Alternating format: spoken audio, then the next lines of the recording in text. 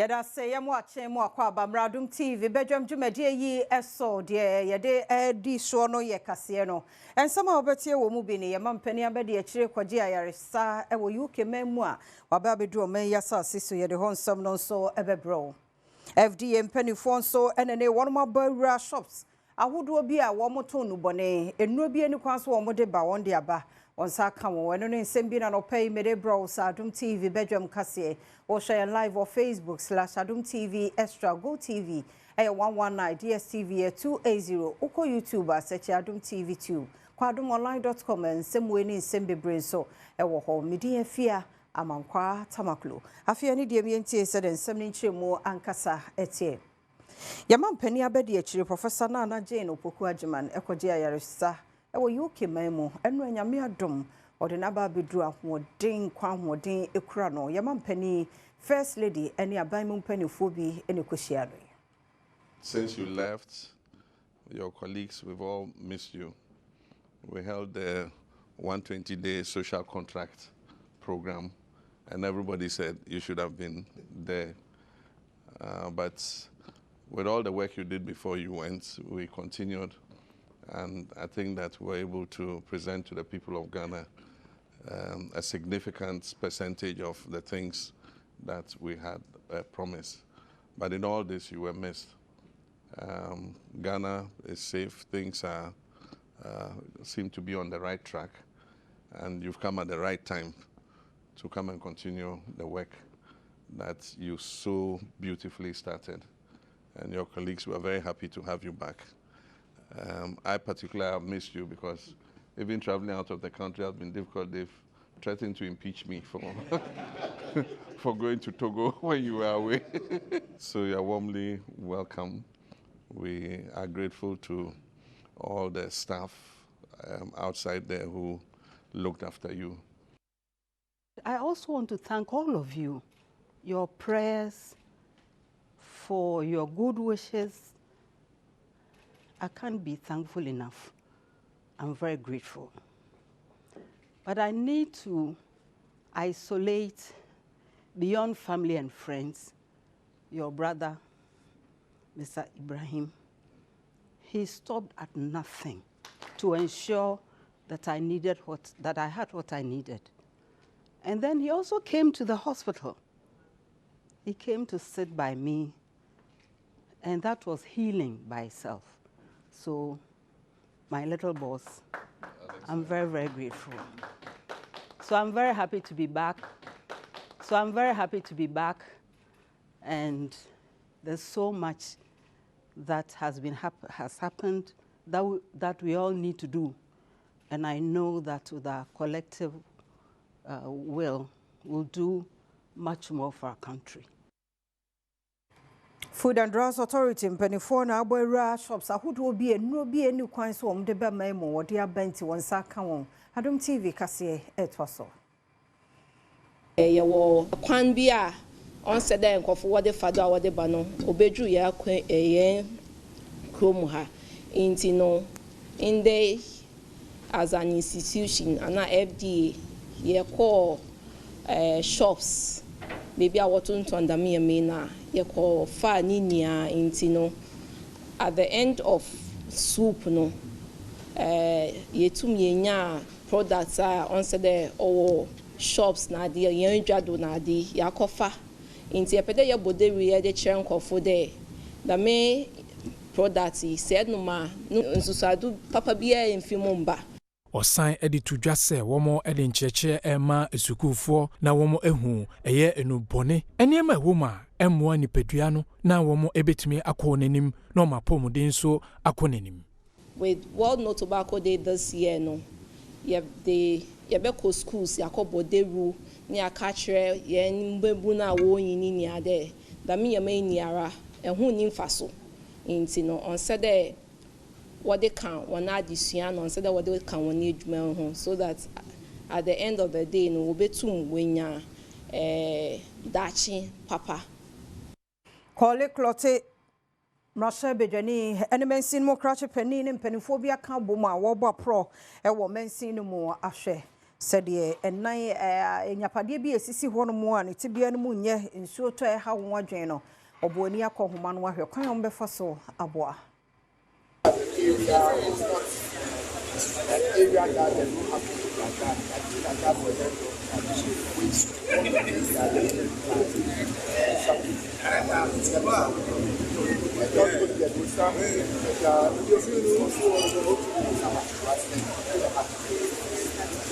Mrasha Bijeni wo Kole Klote Dr. Zanato Ajima Rollins enso edi tudwa se enhihye egu akwam se womo edi beso eye enso to aya na etwifa omanfo enyapade so ewo san patemu ho.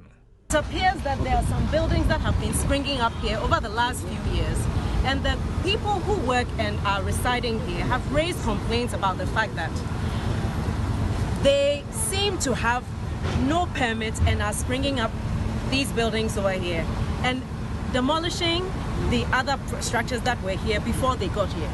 This is one of the areas where a lot of commerce happens.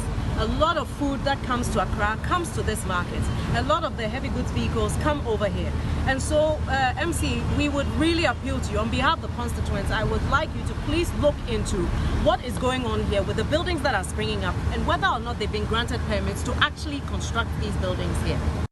Nadmon penifo ye wo asantemantemu na ene wono enam ebo apro na wono ahwe gates akese no nsu to a eyiri ese nyapade dodo no ano wono atitim ti bedu enson 17 drains de Greater Kumasi Metropolis wono edwum sebe ye nsu ne to benya ba bi pa afa biaya ye gine eye airport runabout and some so kese wa ha enche bia ensuo toye ema erifa de hye wa ha ene atoyire nche maboafo mo ewo mantem ne mu omo aka mo ne ma bom timu ewa ha wo hwe meche hu se dwumadie no ekoso panyina woda adwumakuya no asante mantem eche so mutu sara mo wei sade be ya ensuira na nsen ma no homre so ebi wonkan no ebi emfiri ade hye a ewo asante mantem ha awra se me no kase ye airport drain enti nyame adom ye ne regional minister Badwam wama excavators oni assemblies akasa omama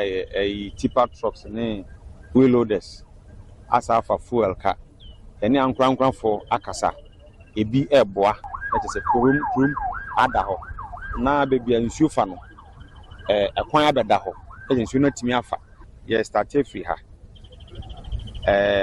another machine call palele na bishia airport hadia eni asukar mampon for high Kumasi KM ba kun so Breman UGC a ba ofiru a ifiri ho obi awie bebe ho ye na ebekọ bebe foforo ba ko sa du nson then that is 17 edu nson so for about 12 days na du mienu nyame de chen a sa atoye nchema aya yehu nso de ba no nyame adoma this year yehu bi na ade ba ko a kamia ko ese eka ensuiri ho eye wona esi wona dan esi biaya ensuo wasante mantem ha paninu kirem se assemblies in ma building permit inspecting nyina enti activity a disaster management committees na we say assembly heads ne director ne MCs no mayor ne MCs ne DCs omo no be kan ho any police ne nti ye raise red flags ye gidi say ombehwe na ye twom adwen ba ye oso ye no ombe na afiri ho Siapon hudo mu o my Ghana mu mechira university workers so one more etiatua one more condition of service ne nkoyie nanso aban na tie won sufrenti sa strike na nko mo kono o mabo asensen na ka say anamontu a watu no sebe won amfa ekwan a ewo se nko ofa so enti onko call ne off na fe won ensamre bio na ene won ene wadwumawura nom entena ase na wahia de enti a ana asempoti enti a ama won tu sa na mo no yenhwe ne amua ne yensiesie ade ye susu se eni kra ye kasa no one call of the strike. That is what we want to believe. And then we are hwe kwan so say bia asemfufuro bia o hono mo a ɛyɛ wɔn employer ɛbɛtwerɛ krata aboy amane sɛ bia ɛnhyɛ a yɛde hyɛ wɔn sɛ bi ɔnfa ɔnkɔ back to school ɛnkɔ kyerɛ adeɛ na afei wɔn san mmra ne wɔn tena ase no wɔn ayɛ anaasɛ wɔn ntu saa namɔ no. National Association of Graduate Teachers, Eternity, say Nagrat, Nene, one more day and some to your teacher for and then cranketwa, senior high school for one more bro more, and cray be banner could you crowd one second in two near dear, and tray in Tino, one more the one some more to jump and if one ran ye be and for home, dear woman casabetu or hopeful, the moon some any. Yeah, say in Cordano, attacky teachers. One attacky teachers na your evidence be bria ya site be na obi what teacher si kind obi nso the about teacher obi nso akwa mobilizing crofo if you chrome no more attacky teachers. Sometimes teacher we can say dress well na enu aba teacher no form so obi nso ni mobile phones.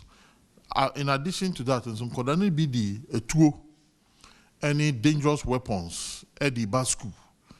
Nyamina Ecos schools no. Discipline are Badwam. Nagrat Council, you are taking decisions by 31st of May 2025.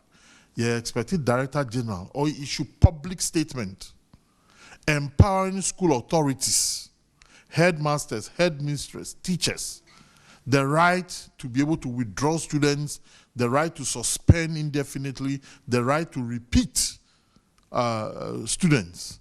So that wow, you be say okay, two, okay, sick kind, uye nyama and say yenus, and yes, I feel na headmaster I seeking permission if you be in chain. Tisasi na ye na time na ye nyina ye wo school no headmaster on call seeking permission if you be in chance ya suspend the students or munya dia say moye. And omo by the 1st of June, yen council are mandating say ekoye nim no you bet to me take any action. You bet started taking actions. By Adom TV, Badwam Kasiana Hana Brema Quine and Opay, dear see, yet as Semirani Adaje, I would emaye. Mididia fear among quarter maclo train yente.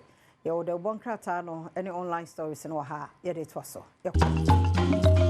Yamwa kwa baby Adom TV Badwam Jumedie ye eso yamwache mwa kwa ba yada sena watchi mone yania seda ya odia ene baby phone lines no officer sam komo we ase nyina ye kire yadwene ehia pa se edi sam komo no yada se radio fosu 97.1 FM yamwa kwa ba yamwache CEO ora Alfred amo anope ye chia wonu adwuma efo munkoso anya adwuma den emwa emasim fosu nyina ne naso munkansem bi e woso Badwam ekuro no gina ne naso no monka ho asem yamamwache yada se osori wada awurade ase de so de nkwa ama wo because obi ehunu ne enu na wo ka ho ne wonka ho enjeze wo ye super human being Adom bi keke tisusu ho homo abetiri so te se de wo no ase debi o owura bi abasa kese no na kura oyen tu sori afa na sedama no nkoso anto nhyiransuo enwu so enyesa wo da na sinti no de ma oye dada nanso se obi ya de ma wo ne so ani a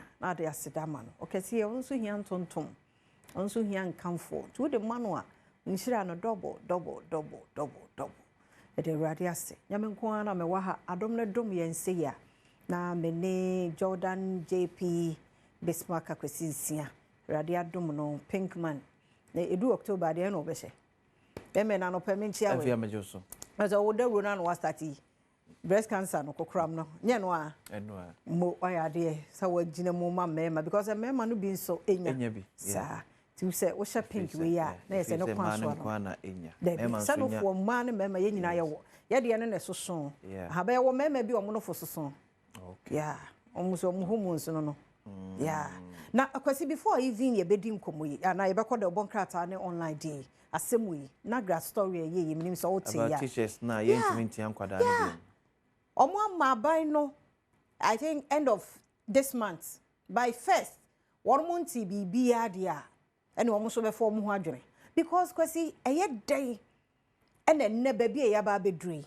A cry at the bonia, and we just see a permission. A free penny movie ho. A cry and saw her one dear, still near pushino.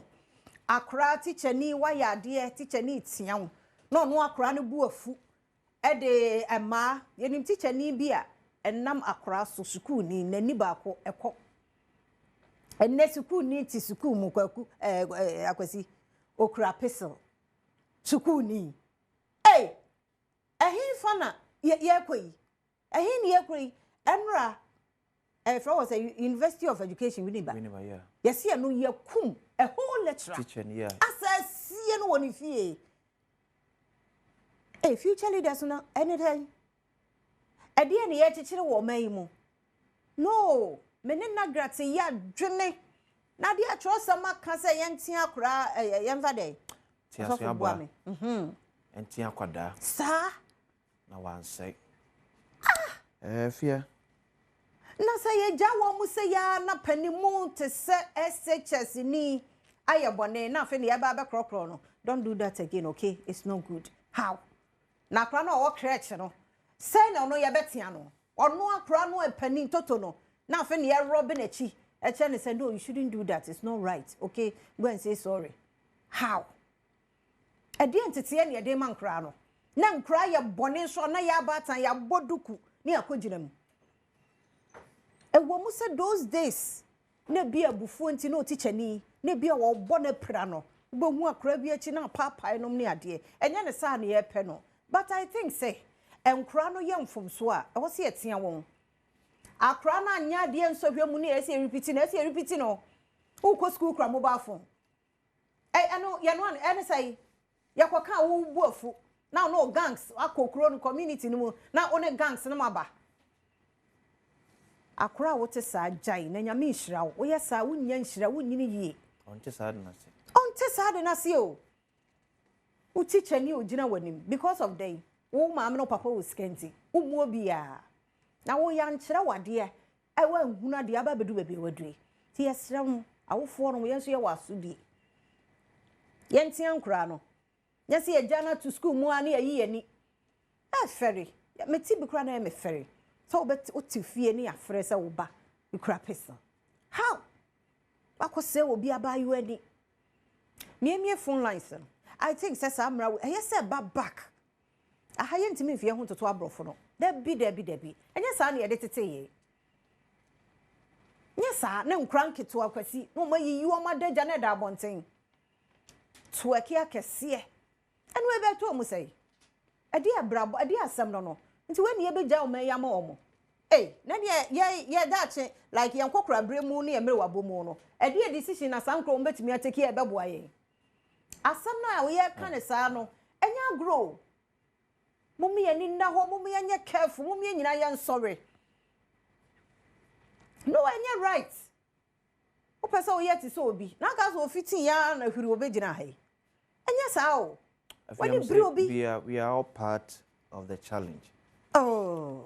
You know, can't be na ababedru sa. Areho. Yeah. Areho pa na me yam crash sheme. Ababedru sa ma yam hwehwe. No, sir. Ekunya ho akoma yade. Dabi we kwasi me yam hwehwe me ne say. Me so me wo masa. Na me ni madam fo obakwa kwahia no. A obenya influence wona so. Oh yeah, wo de wo fie o. Efe maka show say. Wo nim de wo kwa bonte no wo konya. Because most of those who take these initiatives and are decisions for us no. Omuma are not part of the issues they go through. I don't hear rahosam no. Yeah. I don't hear rahosam no. So they don't sometimes value some of the discussions now. Yeah. Oh, because the report. If you are no correct, and you are bound to the train. Sir. And of course, every be a criminal church for be a two and a mobile man and bros because we are I know ya. My issue is. Some way a siwo abandon schools to do now. How often does it happen in the private schools? Is it because what the Antiana? Maybe. Is there something happening in our private schools? Yeah. It can maybe yes, and maybe we can learn from it. Kwambe ni nyina betimi afa especially rewrite the whole script again. Ayesa. I was and now for that to be Gina teacher near him. Omuna bako. And no atoto.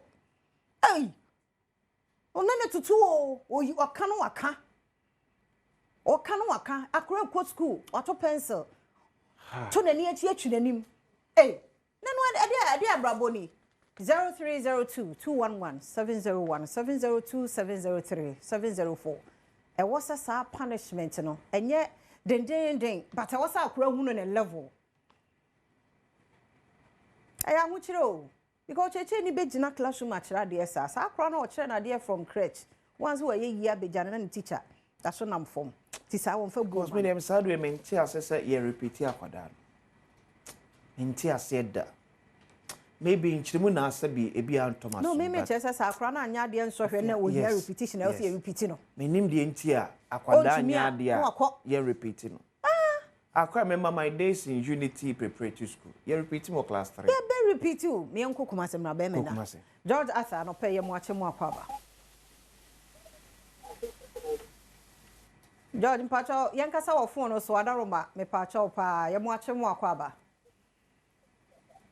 Ejo so nya ba sister fi na ho ye de oh nyankopon adom ye ho ye pa ye ntie we be me na me pacho se no kam ka se fi man from George Ata Matikutu one no mente papo voice no for mana ifri ha no ai and say you school ku Polidia in Dominic hello ya ma one so kakra mai me ka se you school ku Polidia in Dominic na mo madam we finish madam Cecilia and miss at the BT Saturday you make my no madam what you are homework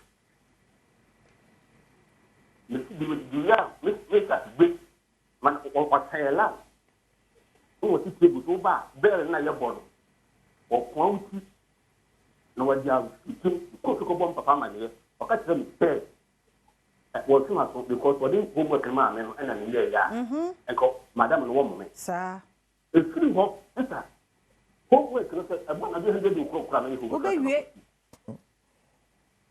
oh as me you say ko la no do we speak with na obo to ko school box than to the box than to obo to ko school me say enfo hu si ha na bi mu ahoma no so nsam ne de do so wada mo enfo hu si ha na Auntie Grace wo so ogia no pay mo ache mo akwaba ye fache ya ahoma no ateko 0302-211-702-703-704 enkura no I will say ye do omoto omo level o ya akra o ya akra ene nkura ni bi for so aye mpanifo at once no akra no o ma akwan ya oba afie no we ge gu na chie no born straight sisanensa monto mo bo na mo pre mo ho pre mo se ebe ne ba ko de say eso fiti pre ko pe e pause ya moja never monto mo bo na abedru ho monto mo bo ma me kwa homa no so me do fofofo bi wo so be me na no pe ye mo ache Chief Inspector Insiano pay ye chiao. Medimo so apomo e. Nyankopon adom ye ho ye. E de nyame ase. Di aba na akwasi ka bibi se ye nti saa de no wo private schools ampa.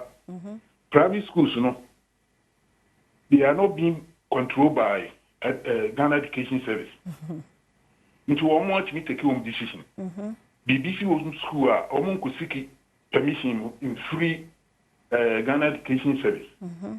Nti wo mo de akora na bibi a o betime gina mo na so apanish wo. Nti sa introduction of punishment is a bar sa wo nyina ebitwa because akora hwe akwala ebuti tani asun wo wi actually kusiki permission from Ghana Education Service asan ya punish no. How? What to be pen? Chief Yemfa see how you da say. Yo, me do me da mas. Of from so. Ajima no pay your watching. Ajima yankasa wo phone so wadaroma ti say delay empa. Hey. Fataye nti also bet me afra abaso. Kwasi obi ama ye no yeah eti yemfa so ogina so obigina so okay me na no pay your watching. Me mo watching. Ya jo so papa yenti o. Me tia kwasi santema mpon ofi adima. Era si.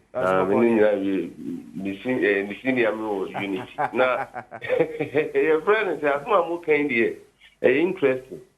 na awofo no e ka ho bi me kira de me bia me ka kire me wife say me ba no free school ba no be complain see onya abotre mo ba ta no no gine say me kira de nti udi agura wo be say o ba no afi be wi etire na agin nsemu ti say de keka ko say di uni ticket bibia no ma edu akra ko tutu ticket ni bia me ka no obewu free mo no free any aban no nti say bibili e na amani nyina ekoso media no so ka ho yesi abo obi echi amana ti apa afa bu say ko si Mr. Afi oni no but so we Mr. Afi ade a oye ma ye wie ho a o film Yakobon fa ne kranti yi a year student be ye ma no me kai headmaster bi o film mo student baby bi ta ma no so ne yeto obu ye but be he ye dia o di ni pa fa nti se nya ama teachers na nti nkura no a afia e be kakra no e be sa America no that's your last caller Joel arope mo ache Joel arope mo ache oh Joel tie no ho you know so papa yen koso afia sem say em say Joel o na mo me se wa ma che mo ho ye ya ho ye pa afia o afia man kwa hello yeto nka pa hello yeto nka Joel hello Joel yeto nka mo so mo ye wa hu ya ho ye pa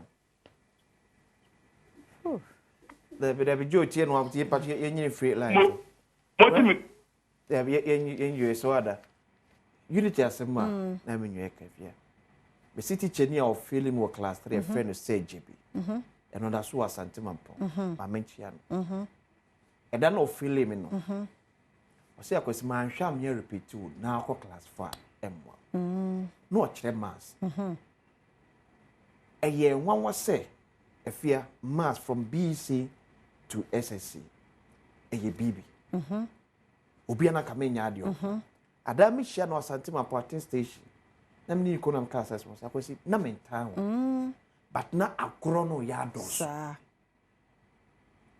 hwe me ma first ne second born so mo pefie no onye homework on touch aduane da no atube ne say kwa ma mo tese de be wada also did so there be because okodu school o see ya mu no but the first they were begin no ne mo obi e hu say we mo na anyom homework no no me be you the report oba me tie no correct nkran de ase tie won na me yu amachire ne say on kan wank ya modi so o kan wontin because school no mo do so nkran do so ada na nkwan ne bodi ena opeso odi adwen kase betu mitim se ma yesa open before medu ha no ma yesa wo timuani na ho se na teacher ne kan ya wo fo no so bi ya wa sudi entia ya teacher ndi yes obetimi agya aba na aba na ye ne obebia because after hanya no bechina de sir we've actually the be 6 years e be 3 years no achina de we no feel sem papa infancy yep we ma fa da bi untime fa we to asomre na so okwa adomonline.com asansam ne nsem bebre so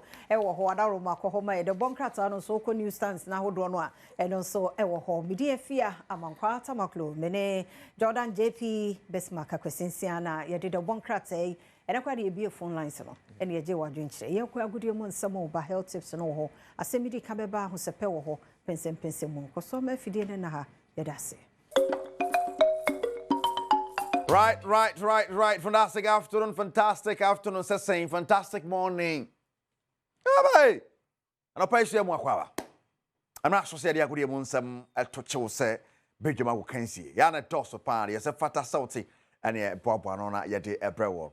And I pay you buyer na Franco Trading Enterprise. Na de sia konkon sa ye de ba Franco Trading Enterprise phone papa fi appliances papa fi TV no pacho microwave no fridge no air condition no bobodi ni na Franco energy emma Malta Guinness no matter the occasion Malta Guinness ejina mu Malta Guinness edi waka jina mu and Malta Guinness somewhere sponsors no pa bia on the 31st yenya ye hia e wo T Havana the whole year share the final of the UEFA Champions League. The final of the UEFA Champions League. Hone ye hwere nti tamu chuku kra wotena fia enye de one o family ni nyina mra monhye mo Jesse na mo mra amentala e woti Havana before that game at 7 p.m. PSG ni Inter Milan no ye be gye ni afia no panoa throughout the day ye gye ni ye niema ye woso ye ho sa kokusi say be wie no anwumre no eti no se ne nsam no so esi tie ho anymore yegina so amakwa aba pade wotwa me producer kejuwa nkasa ne Eric Asiedu Bwadi yebasha sentence pass na so star 281 hash enra meche usika enenso meche usika this week fiti juada meche usika che usika enenso so also obetimi anya kwanya adisika ne bi wo wadi pen no obetima san di biem yenka se wadi awuntimi ni biem da bi obetimi twan as many as you can so because star 281 hash no select Adom TV na yebisa sa hena wutwa oka 1 5 series 2 10 series 3 15 Ghana series and on Sunday and 7 so we see at here Honomonte Kasha and so sa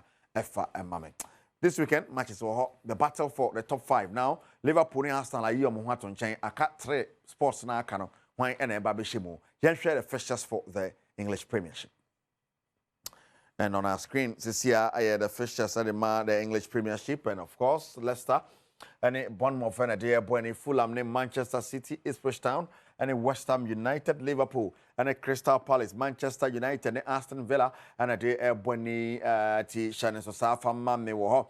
Now, if you hold more, now Quambia so yanko Everton away to Newcastle so Pemwe Uranti, how we be Northern Forest and Chelsea, Southampton, Arsenal. Tottenham Hotspur and Brighton over beyond now Wolves and Brentford and so Eddie Abweni and Shannon so South from Yanko Spain, Yanko Western Spain City Spain, Barca Jerry and Valencia quite to Betis and then you may Betis on our Conference League final or born to Kofi man why careful. No on fat we ain't cover be Real Madrid needs to say that to go out to see you know. Espanyol and Las Palmas, Leganes and Valladolid, Deportivo Alaves and Osasuna, Getafe, Celta de Vigo, Rayo Vallecano and Mallorca. We and enumerate matches Bebasone or Chanadier and Diabrono. And of course, Girona, Atletico de Madrid, Villarreal, Sevilla, then Athletic Club Bilbao and Barca. Shannon so Barca Giligida into Okwa. No, I careful. Yanko Serie A and Yanko Serie A, Italy so sit here. Italy there the battle for who wins it. And then you may Como and Inter Milan and Napoli and Cagliari.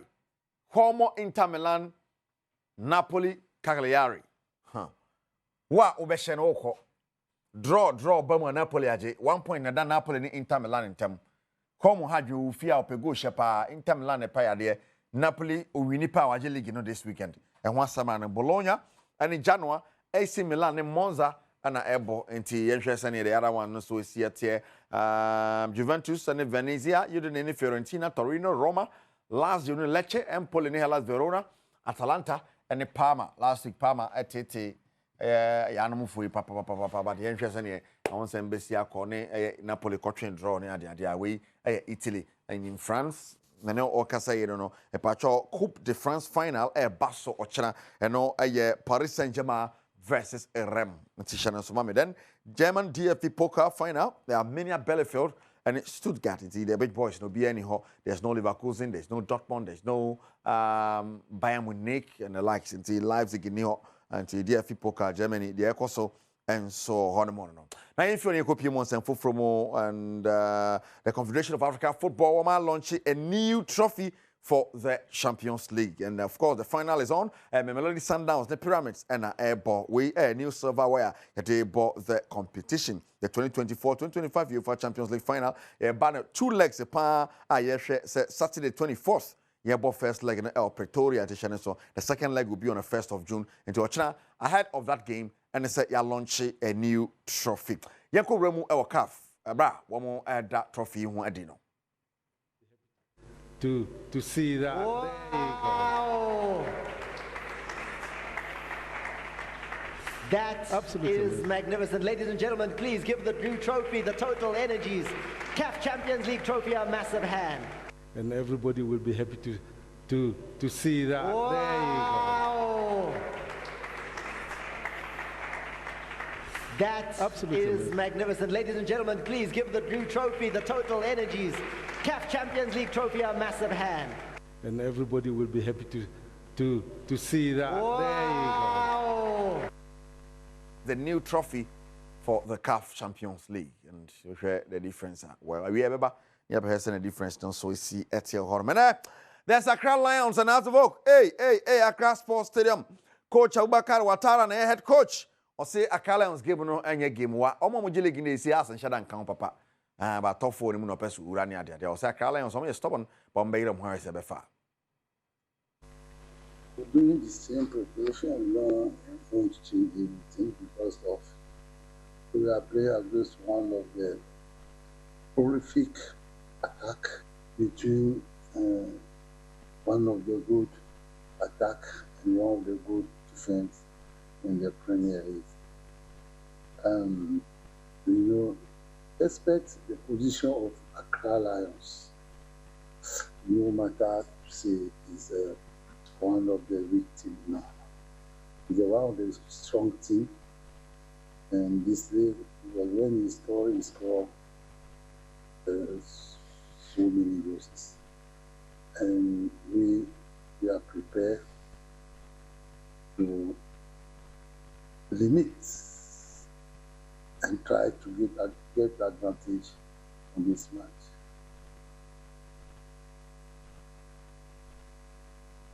Well, and then you made 4 p.m. or the Accra Sports Stadium.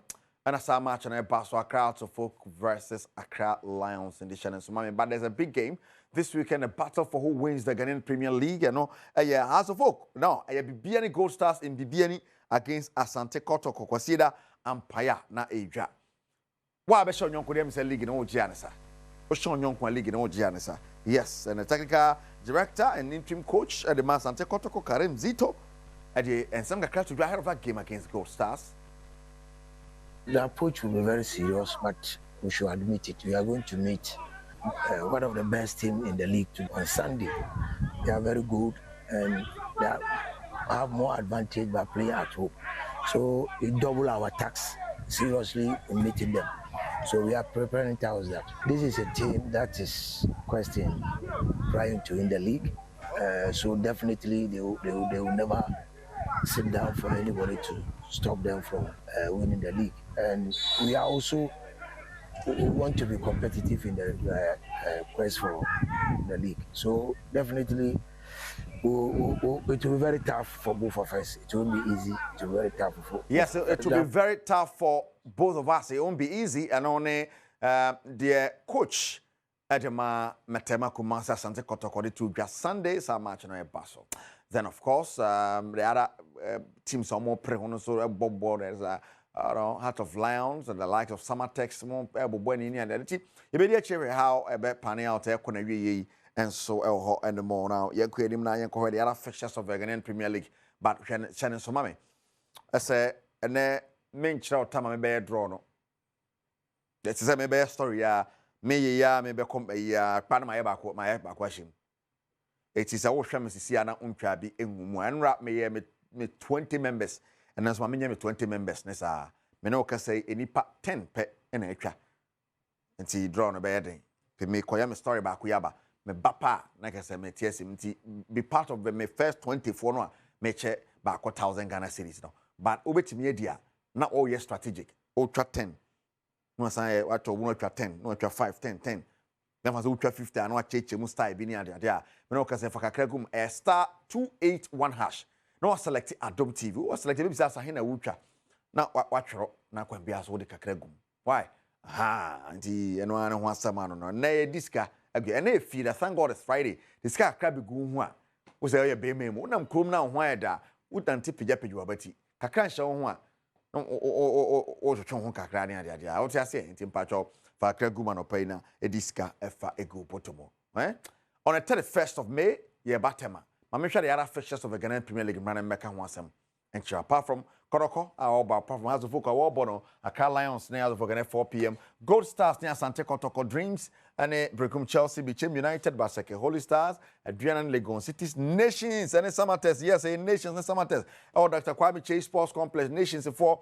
And so, Etimisha Samates and I can say or person or league and so between Gold Stars, Asante Kotoko and Nations. Who wins the Ghanaian Premier League this season? Now, Young Apostles and the Heart of Lions Vision and the Karela and the Boni or the Ghanaian Premier League in this weekend. You better wine and a bit to me, Aji Edi asi ne matriso and also emerald crabia and a betche now. Yes, it goes to Ejinai at the name Cows at the 1st of May. In a shell T Havana, a Tema Community 9, a hot and I did a final of the UEFA Champions League in April. It is going to be a fun day. See, it's a fun day.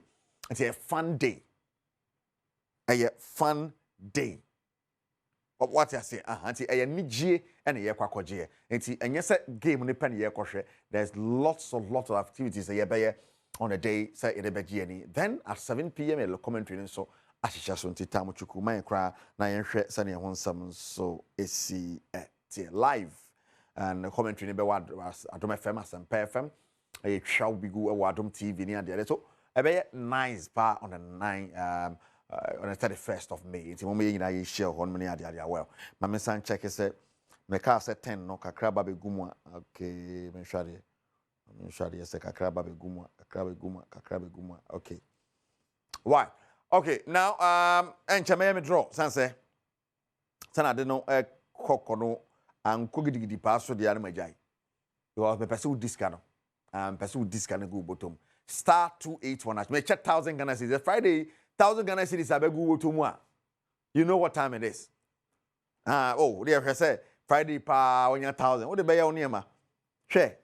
Nyasam keto se na nkofo ayi wade pa no nyasam keto anti kwambia so no saudo ho gym na o se na tie na fa ho gym na nipa nsahwe nipa nsahwe kura me check me so check here say kakra ba begum ansan say man check here e be okay you say no you do 12 okay you do 12 it's here me be say hit 20 no na fi Miami draw hit 20 na Miami draw ni ade and yes, star 281 hash. No select Adom TV. Na fe watchagum. Now and tia yenye Ghana. One here obi at the bear or rather fire. Say as phone na doso pa. Say a fraud phone so. Na say enya men na utimi ne me kasa after son producer kasa na so ne kwasinsia and I obi a Adom TV so unim no na kasa na. Obi an kan che se fasika bi abra. Na ema undi a sika. Sani ye noa ne say ya kire code no enye star 281 hash enye noa twa star 281 hash na select Adom TV process na e dey ma no sa na e di no process for bi ani ba bia yem fra on kan kire o say send yin sika 400 Ghana 500 Ghana na ye ma wundi 10,000 da bi unza to da bi obi so kasam kire wa empatwa ma ni na ho asem na nipa ka twa say e de dodo ade bi o to bi ka kire wa unza nshada nto so papa wasum ya o chiw to no agye di na wa send nipa no 400 Ghana na watwe adi adisu ye o TV show won se na ye no won ye ya me am ye draw me numu ha ya me bokode ne ma me num se me numu TV so me numu TV ni so wi na pa machine yi baako na ya san frɛ na ne maka sa radio TV so it won se na te na so bi frɛ wa kire no se fabra ne na wo so agye di no so asane ne sika da bi pacho mama ye ma ye ni na ho etwi di wi ankasa Adom TV na etwi adi entwi ni enne ya me be che osika yi maka che osane ye na me se fa kakra gum star 281 hash no select Adom TV o select Adom TV a ona wo kono fa kakra gum o be bisa asahe na wutwa na wo de pa na wo de gum na ya bisa wa ya te wa fi momoni mu na fi wa confirm with your pin na wo na wo dem no pacho no sa na ye no ye ni sani ye na foforo bia oba bia ti ka hye no so sa afa me horom and yen call UCL minute on the 19th that be on the 31st yes on the 31st of May our T Havana Tema Community 9 we are coming large and in charge UCL Fun Day the enhwe na UCL minute the reba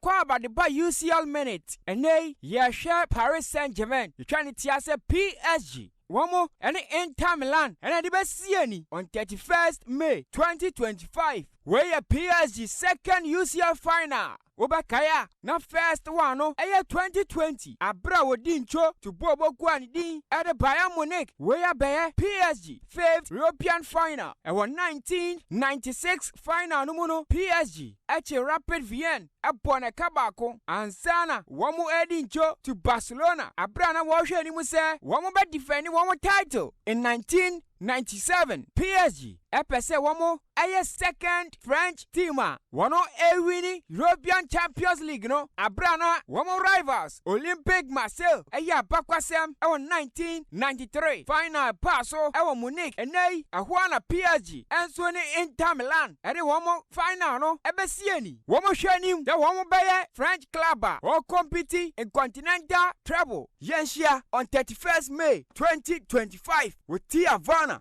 Samara Ningenti Kwambiaso on the 31st of May in Nigeria Tiavana na yeri apim social Jesse Bra on the family name Rankwalano Ubia Mrabi go family picnic then there are parks at Tiavana ntimi wajima kunya monkwama kunya so na wajimo drink bi wajimo wache bi na anopana na sa wiem ho no prapreche ni ade ade Saturday 31st the fashion calendar so as a sorry no pass straight to Tiavana family picnic pa na yekoye ahead of the final evening and Mreno na ye commentary na bana bibia so atimi akoye no ntika hye no so sa fa me now my do 15 yes nipa na do 15 me ka say me top 24 no me 20 members no aha my do 15 me per 5 aka ho na fe my me first draw me fa 5 of being ka ho na me me first draw live on Adom TV so ultra bi agum no na me kan for Franco Trading Enterprise am Franco Trading Enterprise the leading mobile phone accessories and electronic retail outlet in Ghana. Electronic appliance. Aye, Franco Trading Enterprise. Sounds na Malta Guinness. But mamenka Franco who asamani ye nchira we be sad number no deje. Because CCTV camera na nra me share obi so we used to be a koyi pa.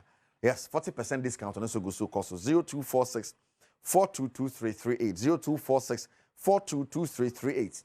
And at 0555939311 0555939311 about we the official number kwan bia so no betimi afre Franco so number fufuru bia account channel so mame Franco Trading app no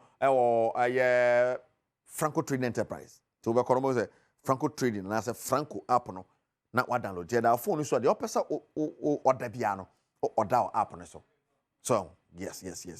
Na the beati me akoye. Malta Guinness okay ho. No matter the occasion, I home when ejimo esa malt awase. The ote moto e Malta Guinness. Proudly made in Ghana. And a symbol no ashenso de akwambia so e wo ho a e betimi abo na bibia so atimi akoye na wo hu se e all original. Na bibia so atimi afane pe. Addition so sa FM mine. Now I'm first draw my say yes, I do 18 but I do say me numa we na do 20 no. Yenum yes be 20 na o de na be kan pa e be wine fine okay west okay e wura mu de ma me nko 5 4 3 2 1 one ade bi sika no pa kinkren 053452 something 053452 something ye fro it yes ye fro what mo sa Adom TV any ye fro aha nyobi obi fufuro bi am fro ya na ye fro mo se re call if Adom TV na fe ya kire so what did ye obi fro say for 400 Ghana na fa hwan e bra na no esa e ha dwen pa mo obi etwu di se ba me ya papa mo obi antwu ni mo ni na ho obi antwu wande straight to Madina Estate Papa Kambo GH yes, car magician no. I was a boy okay to me pim na car na mo ase kogo. But papa can battery the car. Yeah. It's about specking pa as I was specking okay Papa Kambo GH. Papa, fantastic morning going out to you for your wonderful works awoye. On multimedia ni agro yes you mfa woni agro. Papa Kambo GH. Yes, CEO no Nyamisha Cambodia Car Solutions. Yes, of course you are the solution. Papa, me jodi anofa me chow papa ya frel. Yes, yeah, fro. Wow, this kind of fro is here. Na kwambia so ne watala on the 31st medical catch. We go so kai say yin na ye show Tiavan and you film because it's going to be a wonderful time together. Whom you frame me? Whom you frame say Eriko me say yeah, Eriko me say yo. Na me no tala me no be fa ba bia en me no wa na tala ye bibia o Tiavana me hu a me so me hu. Whom you announce whom me. If you see me I'll see if you I see you I see. So, na Tiavana bed, I tell you, a bed, papa. See, my English. You go so fret, you win and I say, you sabi to me, I can't, you win and one. And of course, you go so, but, na ya na mu wini among fanos way. and to better be any part of was an for Penuafa. Hey, be so we really fa. Oh, you best Jesse and I call a Tiavana on the 31st. And there, Cololo said, men share nice one where PSG a Jesse. There's Paris Saint-Germain Jesse and Shaban. I want bread. I want you back on and find out the Paris Saint-Germain Jesse. By Cololo, made us say Cololo, no man, Jesse shares. Yeah, but you know, you see a funny idea. I mentioned nice Jesse, Nancy. Cololo now bomb a nice one. Yeah, also proud of Cololo betting about. For Cololo 0244 760 0244 760 now. Yeah, Cololo Jesse. You just spend on printing in a job or so one kind. Fantastic morning going out to you, Mr. Seth Soa of Cololo Impressions. I was like, for now, for the Ebeko. You would just get for our own. Oh, and yes, sir. Paddy will me producer. No pay Kai Nefa Nankasa can Kijuana Homame. Erica see you wedding. Sabre, Mrs. Nijina Hay. The Pomodon San Bertas, Mrs. Nie. We are now and up with you. Sister Sunday be a guy, yeah, warm up. Or the young was a pebble to us. Because I have a Yamwa kwaba ha ye Badwam health tips na ye de bro we wona ni en sha se adwada ne de wa follow ahua de e bia wo ne de di kan ya wo hwe ye ti ya hye no so se adwada de ko si fiada e fie nya wo dokota ba ko na omo atwiti omo di nkomo afa topic bi ho na ye endpoint homeopathic clinic enso won muti na ye di sa nkomo yi ti me so ye akoho na ne wo mu ni nsa wo so e ye clinic bobura mu ne kwa dokota fo anesefo ho wadaje ene bre maye tu ko hon mo mehwe kama ama ho ato Dr. Peninso phone no number no no ane dia friend bibia na dwode se de eja wa mo ada no no so eja na manada na mom working hours no mo de o friend no a obejo so o mese wo kon so a obejo so ne number wo screen no as a friend no ne nkasa na yenwie ye nkomo na wotwe mu halitosis dog ye na se ye mo akwa ba ene ye hwe bede na me ankasa mahu se menumu wonka na treatment nso yo meda ase ye di nkomo na wotwe nyina ka se enumka no ya na enye ni nyina na firi wo se obuwa na firi wo yam ebuwa na firi wo tirim ebuwa na firi wo harawam ebuwa na firi wo kidney na ahya se ese na de ba obuwa na firi wo liver no ahya se ese no ene de saade no de eba obisu wo a na aduane de bia wodidi a na wo kesu no ene de ba ya sa so adi nkomo so afa ho se ebeba Mpemebere no a wo ho no wanum tire dry wo ho na de bia wo hini mu firi nsuo wo tanya kata you very careful so nkonkonya ana wo didi ade bia na aduane ne boba obo wo kesu eno so you very careful say wo ntimi nkonya wo ho na wo hini mu efiri moja you very careful say ade efensa halitosis wunya ana wo ho ta yi flames wo didi kra wo yi flames ana obu ha na wo minimu ye wo ya wo minimu hyehyew ana sa wo minimu de bia wo minimu kekaw na obi ho na wo kwan ni tirim you very careful wo ho na wasum ekekaw Once wasoma yekuro, you're very careful say ade efensa halitosis emfa bad breath emma mesuewo. Na kwanya obetuma hunu say wo halitosis ni bi ni say. Say de okoto perfume a, ultimi de perfume ni bi gu wonsa aha. Na why ni say ya wo a na de aben wo hwene. Wo hwia ya no ase perfume de na meto no. Na perfume we de ebon enti we de mempen. Sa na wo pese wo hunu say wo halitosis ni bia.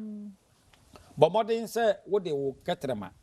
Enye se wakodi agora na wakode na ma ni na be sa de no wadwale awie after about 30 minutes plus na wo de wo ketrema e de afa enye se wakodi garlic bi e na de be sa de so woni di e bia na se bia woro wanum kama so ahu wo de wo ketrema e de afa ha wo de fa ho sa no a twen na enwo na fa ben wo hwene otweko wo hwene mu sa no a sent bi ebeba bia no eye wa wo dia obia ni wo de nsa be na de be fa ho so hu enti wa wo hia ye no de wo te ye bia eye enyi hu achi ana opeso so a wo betimi ahome okay wo eseli na wo de aben ho ne eno so de obeti bia no ewa me ho maka se doctor adie e bia lewa me enti de obetimu bia no eye wa wo dia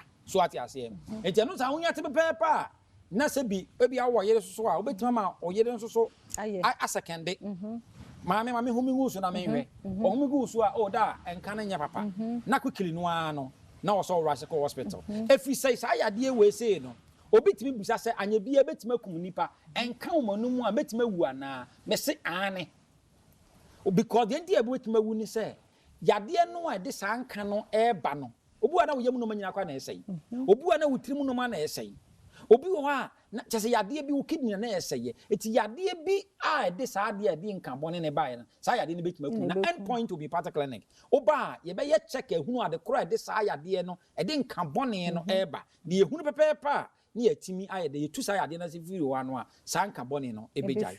Yadeɛ bi ha obi a say ye stroke, say ye prostate, say ye numukan ne hawo ana sexual weakness ana wo ne hawa frɛ number yi so na ye nin komo endpoint bi okuma say takrade anaje Queen of Peace Spinter Shell signboard Tema Committee 22 Techiman Hensha ye will be so aziama fa number no 0244 86 7068 0244 86 70 68. Yada say Dr. Duboate na yete den kwano ushia ne baby adana se na oboye mpa cheche niema bi eni so wapomuden FM frɛ no de aka ho asemenye no ba wa tenka sa widie no bibi nko ya frɛ na obeje oso yada so mre no wada age team no nso meda mo ase medi afia amankwa tamaklo next week sem kwane ahoden ho a yade foforo beba yada se esefata se be ya wunya nu monka ha adwen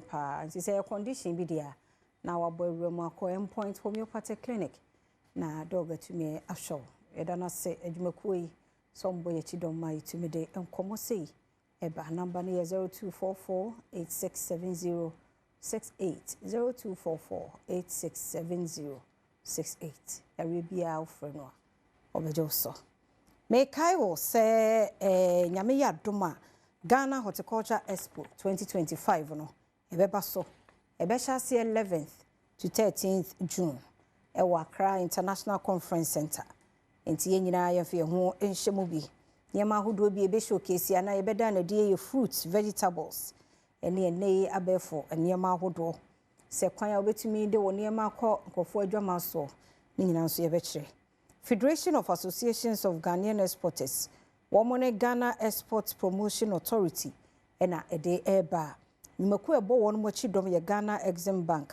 Fidelity Bank GIRSCL Agromonti ena GIZ womo ena sponsor womo media partner no Joy Business dwumadie ye obekasa ase ye mampani John Dramani Mahama make kasa obetimi start na wabuki o space so person also obo wadwaton de ho edawura utimi friend number 0243 457783 0243 457783 and 0535 224555 0535 224555 Ghana Horticulture Expo 2025 Growing Ghana Exporting Excellence.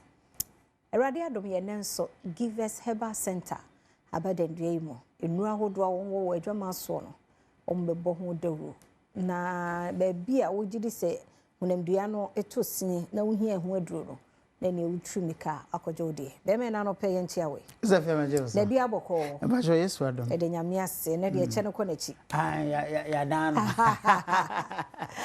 ya tia wadaruma ye hwe Givers Herbal Center masum mani ya no wani mu no esuma ba ya ye hu anim adaruma ntia me yako abusia mame ma wo achema wakwa aba emfamra Adom TV so na nipa apomudene ena me yeko ne yeba nti se uni apomuden a odi be ko nyuma so edume bi kra wo ma no omtempetem kra ebu a wo se yede ma ne emfama esanse amanfo so de ne yekoye adwuma wo ntimi nkobi nti de bia na wote faako nti bibia be koso wo mpotem wo bia ne se o krachi we ne ehia ne dan na chi no one na mo sanse wo no wa nkwadwuma ebi nso ahụ na dodo nti na wa nkwadwuma ne bi enti mesrɛ ya emayade ntena wo so nche why emayade ntena wo so nche emre bi atwam o na diabetes ne hypertension ne yade ahodo bie enwodwe ne mubuya yade no na eyemrewa ne nkokora enukra bi anipa ne nya bro 60-70 years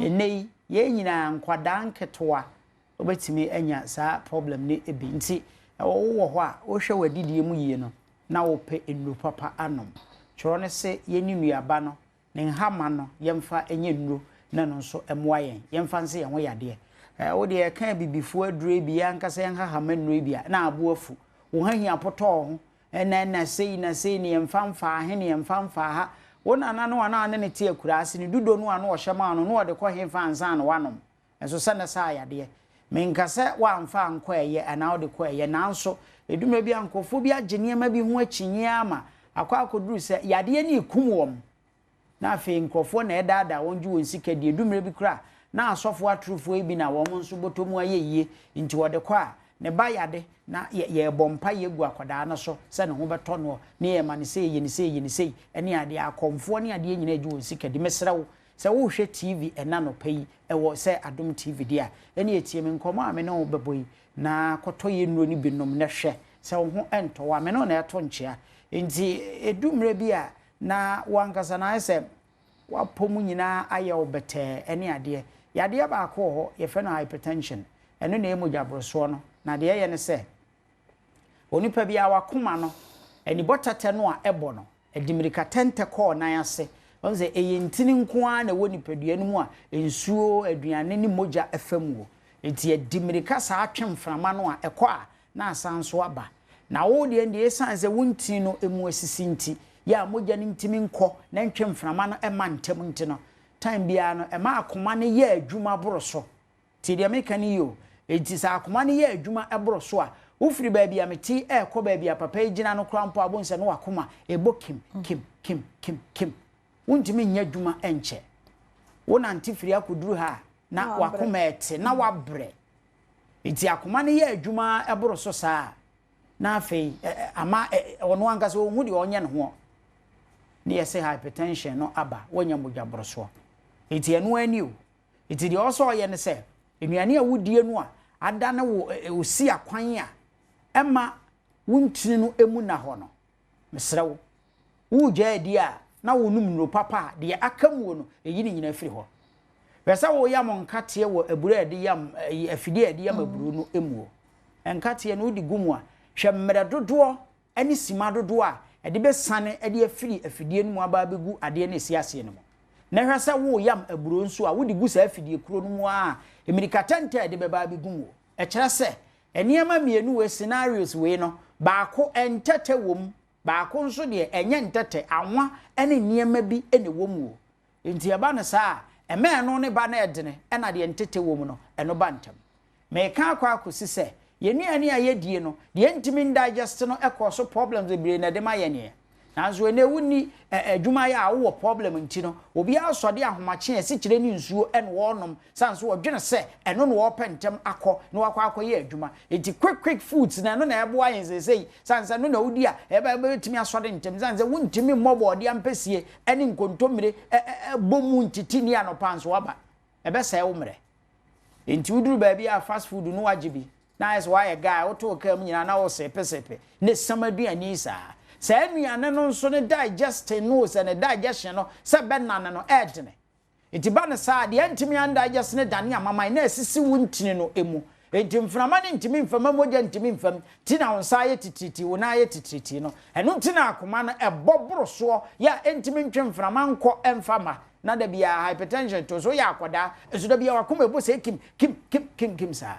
mesrawo adura american for edi amawo any give school capsules wey ebeboa ebeyi ntinu mu fin no ne amaman ni nyina afiri hwa ma usisi ya yire nchen esiwo te se dua wote entimi enkotokora mpo ne wafade fom da bia no waye twom hwese awo bai ye be kyekyere nkofo nan ne wo nsa ahyentadiem ansa na o matimi anante sasabro okun kope give school capsules na tonom say na te be ma waso ne sisi eda ho e ma ni bi adwuma aba fom ogina ho se ya ogina dan ho saa tse sebe odwan kra de wono nsuro aponche ansuo to no akɔhye obi buchi aho ogina ho saa mesrawo kope give us cool capsules na tonom eyadure betimi aboa wo na ayi ntini no mu mfini nyina afiri ho ade ama wo obo nso anafu ado koso sabese nti okasa apampan wa kire no ano odene mesrawo kope saa adure bi na tonom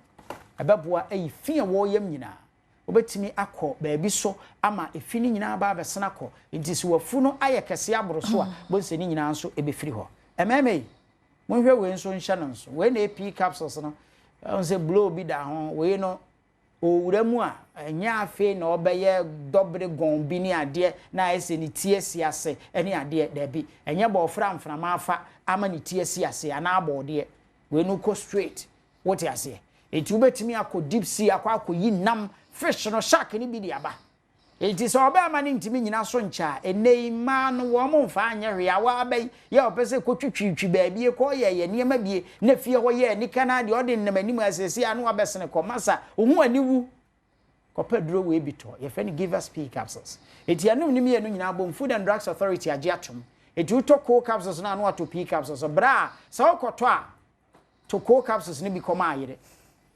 what you say we libido no ebema na akenya na ho na mema sam so aye kama e wo fie ye ton drug store ne pharmacy shop bia me say wa afre wo 0543 22 24 70 0543 22 24 70 ye ton drug store pharmacy shop any chemical shop bia na me catch you say ye nuro no se woni muro 12 years amesro ma enum bi wo ye oba wa fafura ma enum bi wo ma akwada no fo nso ani die kwan so ma enum bi me sanso kitawei entontom dan we friend give us heba me say na te edro ni ne ntimi srawa se malaria tete wo de na chronic malaria na cha na otwemi enu bi e chewa na kire se emoa ne dan wo nipadua no emu wo moja no emu na omo atimi ako adi etia immune system no asojafo a wo mo bo nipadua no ho ban ema yade enchewo tie ba ne sa da bia na afoafo tie na sha no so se give us about Mr. Edrowe no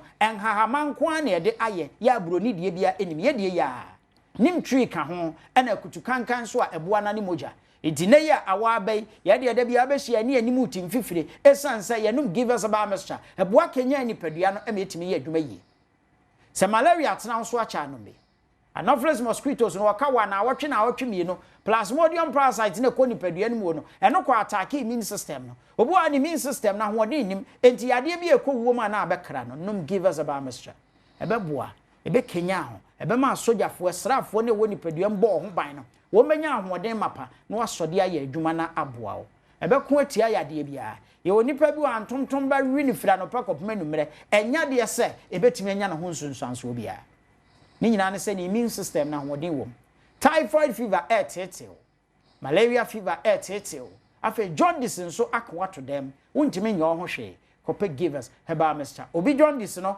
eno ada na ni so amenani aye ho obi kura ni aye yellow wo hwe na nim kura enhwe num give us heba mixture dri ebeboa na siesie wontimi enidi a num bi wokɔ kata so ade ho saa wontimi enna wo ba no wanya abro 12 years ye kyerɛ na de a enko ni tim aye so abon enye wono a mesrew man give us about Mr. Edwin no no ebeboa na siesie Mr. Wa, yeton drugstore ni pharmacy shop bia.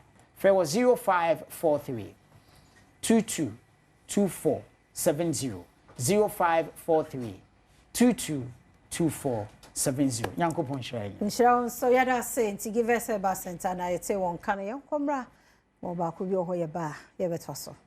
Ti be Badwam dwumade yi eso me da se pa yada mo ase Muntia 30 years enye easy ye ne ebi mu na sha ase enso ne no wo hwe wo ma wo hu wo nti e mo a ye clients ye resource persons ye viewers listeners ye da mo ase se mugusu akura ye mo afi na mo de moja ton de ba mo mra na mo nu mo hu wona ne ye sha ase minnim kura de F park acha papa ya mi sira wo mo pa ni bebre ni wona afi onso abeka ho no ye da mo ase 30 years ye mo a and then so the weekend anytime I me interview the right time because me sure say a year be ofie party be ofie there will be the deal where aduane jollof no ne ade weba abonya jollof abedi edu wato so enti ene me wo tasty tom for ewa ha ye do mo se Mother's Day ko hwe ma me no mu because why ombe so yasene omo so asene keke omo kwei bofu no maje ko ye aduane kame no mabaye no mbedi nkomo ebia no wate ba ho hweda ntie ne ye me wo Aaron agree ewa ha wo ye team lead event and activation ewa ha na fe oba pa ni tatete kwao enso ye activations rep Accra pamacho me mama kwabe na bibi abokode adwuma na moye ni nyina si wo mo ti adwuma na se o fa tasty tom wo ra tasty tom just mo de tata ya ngasa my idea and at the pension e ton ho yeda mo si biem say mothers day mo ma na ye fe fathers na so bo won so mo mpini o e so mo so ba mo tasty tom jollof mix ni bi mo fa nya aduane ti yeda mo se pa na yenhwe ya ka tasty tom ho abakosam kakra e che ye hu se bibi si ha de tasty tom edumako ben a. Okay, so Tasty Tom, Rebecca say brand name. Na edumako na nkasa Nutri-Foods Ghana Limited. Tasty Tom. Nutri-Foods Ghana Limited, company under Ulam Ghana. Okay. Me sure say Ulam Ghana there, your body na amanfoa enimpa. Na Nutri-Foods, Rebecca say nutritional foods, and then yakedi na boom. Apart from say in tools you produce in tools the Tasty Tom abano. So your seasoning powders and as a for spices. Apart from that, your snack business or biscuits and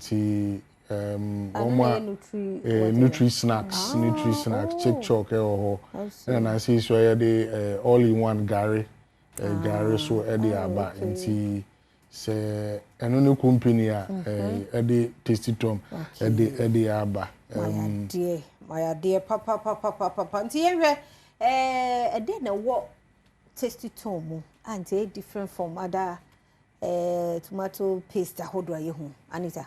Okay, say about Tasty Tom one thing I can say to papa preko, which is value for money. Ya yentos no eni nye ko bebre eno nso no eni nye twum wodi ye aduane a kakra bi no etumi so ebusuafo eno ho nti na yese value for money o to anu ato papa preko esane se yedi inwanunu bi aka ho a eno so eboa unipedua no ankasa ye kan inwanunu a ebi ti se vitamin A enu boa weniwa yedi vitamin D so aka ho a enu boa udompe no sanso ne yedi E and K aka ho a enu boa unipedua no so ankasa ye sanso de fiber aka ho na yaya fiber no dodo na efi se ba tomato paste omode flour eka ho nanso e ba Tasty Tom a ye danso esane se ye de no ye di we no soya beans intete no ehu na ya yam ne ye de aka ho na sa soya beans ne boa ma eduane na udi no yam ye ewo yem. Oh wow. Fine. You should be no. Near mocha. Now, young seasoning powder, you put on to me. I said, who different. Where are you? Okay, so seasoning powder, your 5 flavors. Okay. So which are near what table no swat. Sahane market, chicken. Your chicken. Your shrimp. Your jollof. Your stew. And your beef. Wow. It depends on their way. Flavors ni buha. No one their spice oh their spice I don't know. Now you 2 sizes. We 10 gram. Na so 50 gram.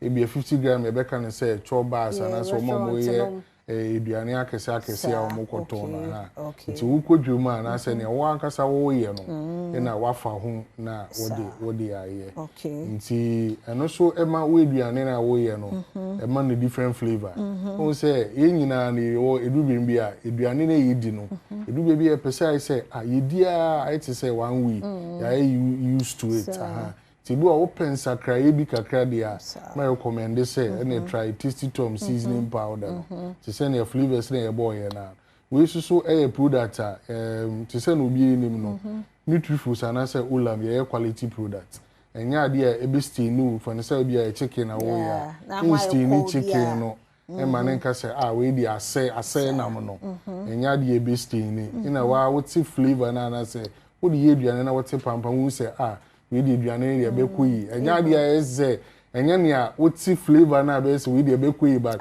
we try we are we say no enya no bi na we try use akukọ no nice one yeah that's it now what try other flavors no so I okay metro no last 2 weeks and 3 weeks ago me fried rice and chicken the chicken no spicy okay it was nice was bibia wo ma wo hia extra ade bi to add and what would rather than who say scent no different here no correct my idea next time ya na wabɔ hu de na ya better tempo no ma say we need be what I don't remember so can be about jollof mix no and no say Anita okay we tasted some jollof mix no and no already made gravy yes bibia ewo mu deda ye ka say bibia ye pache say ye di intos jene meko any curry powder na ye na we me come on esi ho na my me say nti me to a ene say no an say me the rice ni guma na debi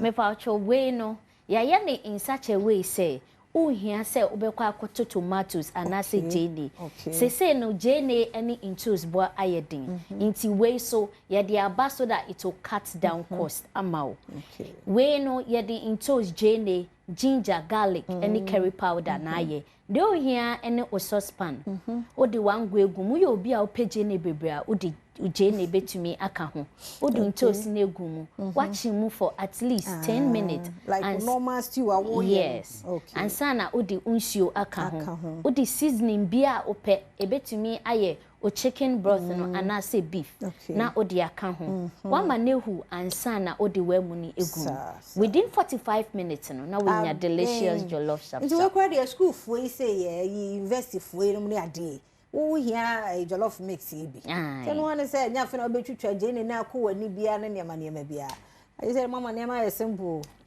simple kra ye da mo ase ye kan ebia na obi nso epebi ni ade opese ono mo ye adwuma say na ebenya mo oh say opese oni ye adwuma ene de we be say abe for kwan so nti eno ane say wo ko kan say internet no so a wo bo Nutrifoods Ghana Limited na say Olam Ghana your information ya baba obetumi ahwe first your telephone number so me show say screen no 0505 384429 0505384429 ofro mo nti wo fra nkomo bia oho bia opese oni edi bia be wo kwan so ye no be fa so ye be chechewa na se ye be bo se ne opese wo ye se opese wo ton ne kese mu wo ton ne kituo mu ne opese wo ye bia nkomo ne ye no wo bi ba obi be ka se bia mo ye we no ise mo nya kan one ne bi ma na o kan one ye gusu ye on sisi na akwete se nsakraye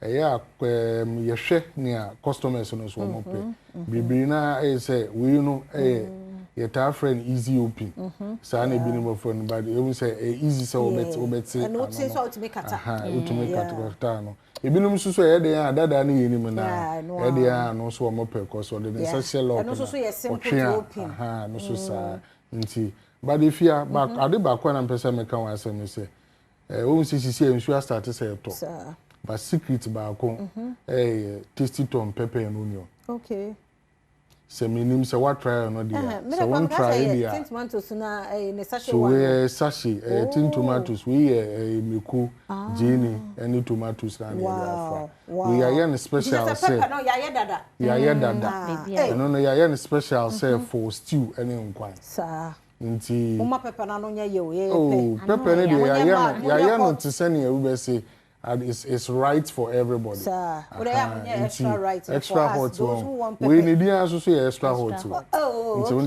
they try, we use what we say. We make good baby. Nti nsuo tutu we say I want basa na wa bon kakra bi. Nti na wo pe kakra ne adwene. Kakra dey here. We say nkakra ade ba ko ne say ye mfa nka hospital requirements no. But why unim say nti nkakra dey ye pa. Nti ye recommend e no ma obi a. Mo and yem famu si he se bi en ho bi mu a. Eda mo se we nyina ye kan ubowura baby a ebi ho. Tasty tom na ho ne nyina ebi ho nti kokope bi. Omo biscuit ni se so eye 2 in 1. Ti se nkura no ye a ubie mu anu yi ba ko ma na de ba ko to chana de ama no. Ti eno ana meto. What ya say? Ko udi e chire odi box ni nyina be ma na obayi ni nyina. Ba ukoto box no a no ache mienu ba ko ochina ba ko ene aha ishemu 3 na 4 come on so ti yede mu si ha ye da sepa wunya tasty tom wie sei no a me so ya pe mota guinness nso ka ho nso ne tutoi nya bibia hye dan ni mu ti nso to oyo o hye odem bibia self contained na yese ni wani ma na wo kro no wunya Malta Guinness no a B vitamins no wo mu. Anope also for Israel genedie. Antelenda ho akwaje no patch e de ayi top taste meat pie yaka ho. Meat pie na no boarding but ni nyina ka ho e proudly made in Ghana. Lebo na ebo ho no e pure yellow ano odin kama fefefe. Tominya binom a wawie. Malta Guinness or see we move. Nti fa ahodom wo no mame nkomra na obaako bi wo ho ye ba e beto so. Yada se yemo akwa ba bi Adom TV Badwam dwumadie so medin de afia amankwa tamakro yada se omre no wadaje abribia wo de emaye ene efia da Awurade Adom Dr. Sharp empane ahoden a waba obekire ye nuro ahodo a eya bibiduro a wo de esa enyarewa ogano pe amuache da bia boko de bia boko nyame ne na bofo na wo de ntuminti da bia ye ho ye de nyame ase krankrafo o sorry nkransa kranka kranka na ya kranka yefiri o munyina ho ye nkra bono kura ano eden pa bia ano eden na o kan kransa yefiri kranka na boa na nso dia na ano eden boa na kura ma ye slave trade order enye kuro kase bia nso ewe muti wada ma yentie we ene obi won ma onti enka wati enka onim ne ekoso nso me person bisa se bisa producer anso betima ma nipa bi afre for call e bi call na nka ye de be 4 minutes bi aye course bisa mon free life say what time na de bia anti e wono mo sa oh so person mon free wo anti ye be bie ena bie life ayifatum no mu sa de obi wono ma ye adurama no wo se anye yi a e wo Ghana no mama ne mfre okay what you say nti mon free Dr. Sharp tie meba eno me say 5 minutes ni de be na me say me announce line no 0302211701702703 704 wako Dr. Sharp ho enye TV we nkwa na ohwe wo so yesan ba adum FM kra na yenya be 7 years okay mama bibia e kase yesa bia na yesa okay cancer also pressure bibia yesa obi wodin a yeya ekọ ni osi ya adurama na enye no man bielise no tum na onfre ena Sharp wo kasoa oba ma ofa kasoa ka osu besi wo overhead na ase osu overhead na ase a no ofa ka ekodi AD new market osu besi wo ADB bank osu on ma obisa Dr. Sharp obi abehu no obi abekire ba bi o okay every day bi aso ye adwuma ne ye adwuma ma na anye no ma ne mfre won say ya ye adwuma say obi anim Sharp ana obi anim no dwuma di adi obi a ose ye adwuma ma na anye ma ne mfre life bi etum adum nye information center bi line no tum 0302211701702703 say what Dr. Sharp ho da bia wako ho be 7 years for 7 years to so na edro na anye wa osefe wa ya ma na anye ya ma ne mfre life no nka no adum ana obi ante nti ye twen anya sanso a obi pese ofre bi sa ya asem bi a ehu hia otimi frɛ nti fa number no so bi a na obi on pese obeka wa ha bia obi be frɛ life na me ka no me numbers and the same de betudwa number me numbers na nkasa na wo TV na anim no but obi wa asem bi otimi frɛ sama bi life na to obi a ye adwuma ma no wo se asan we asema anko asema stroke ni atie bia breast cancer your friend is saying hepatitis epilepsy cancer ulcer so ekuro no woso diabetes ye anko manemfre yarewa killer diseases ni nyina bi no manemfre no nka se ye no antimi anko ena formula na santudwa 030221 to bonabo obi akwa ntem 20 so obi wonum na wa ohwe wa adom a onfre se Sharp aye adwuma ma no be 7 years enye TV we nkwa so baabi biara internet so ba bia obi ate enka bia ma ne mfrɛ no nka sɛ sharp meme ye aduruma no o si anye ebi ntimi mma wiase o ebi mma yenim ni adi wo wiase anala mlaase no ajama na obi amfrɛ mo obi mfrɛ wunya obi na nipa ntie ana mo information center tie me ka asɛm de akyerɛ mo ne eka bia ne yenim ne eka mame wo hwɛ me papa wo hwɛ me entina no ma yade ankyekere wo mfa wo nto no mo sei apart from we say no me fia no mo kwa opa fa information bia na any text message bia agya wa adom say bia ba no mo sei ana oba me on ma anye yi okay Benjamin na enye yi what in Ben na no pay yam watching manem ko Station Mitchell. Eda say any Dr. Sharp nkasa quantum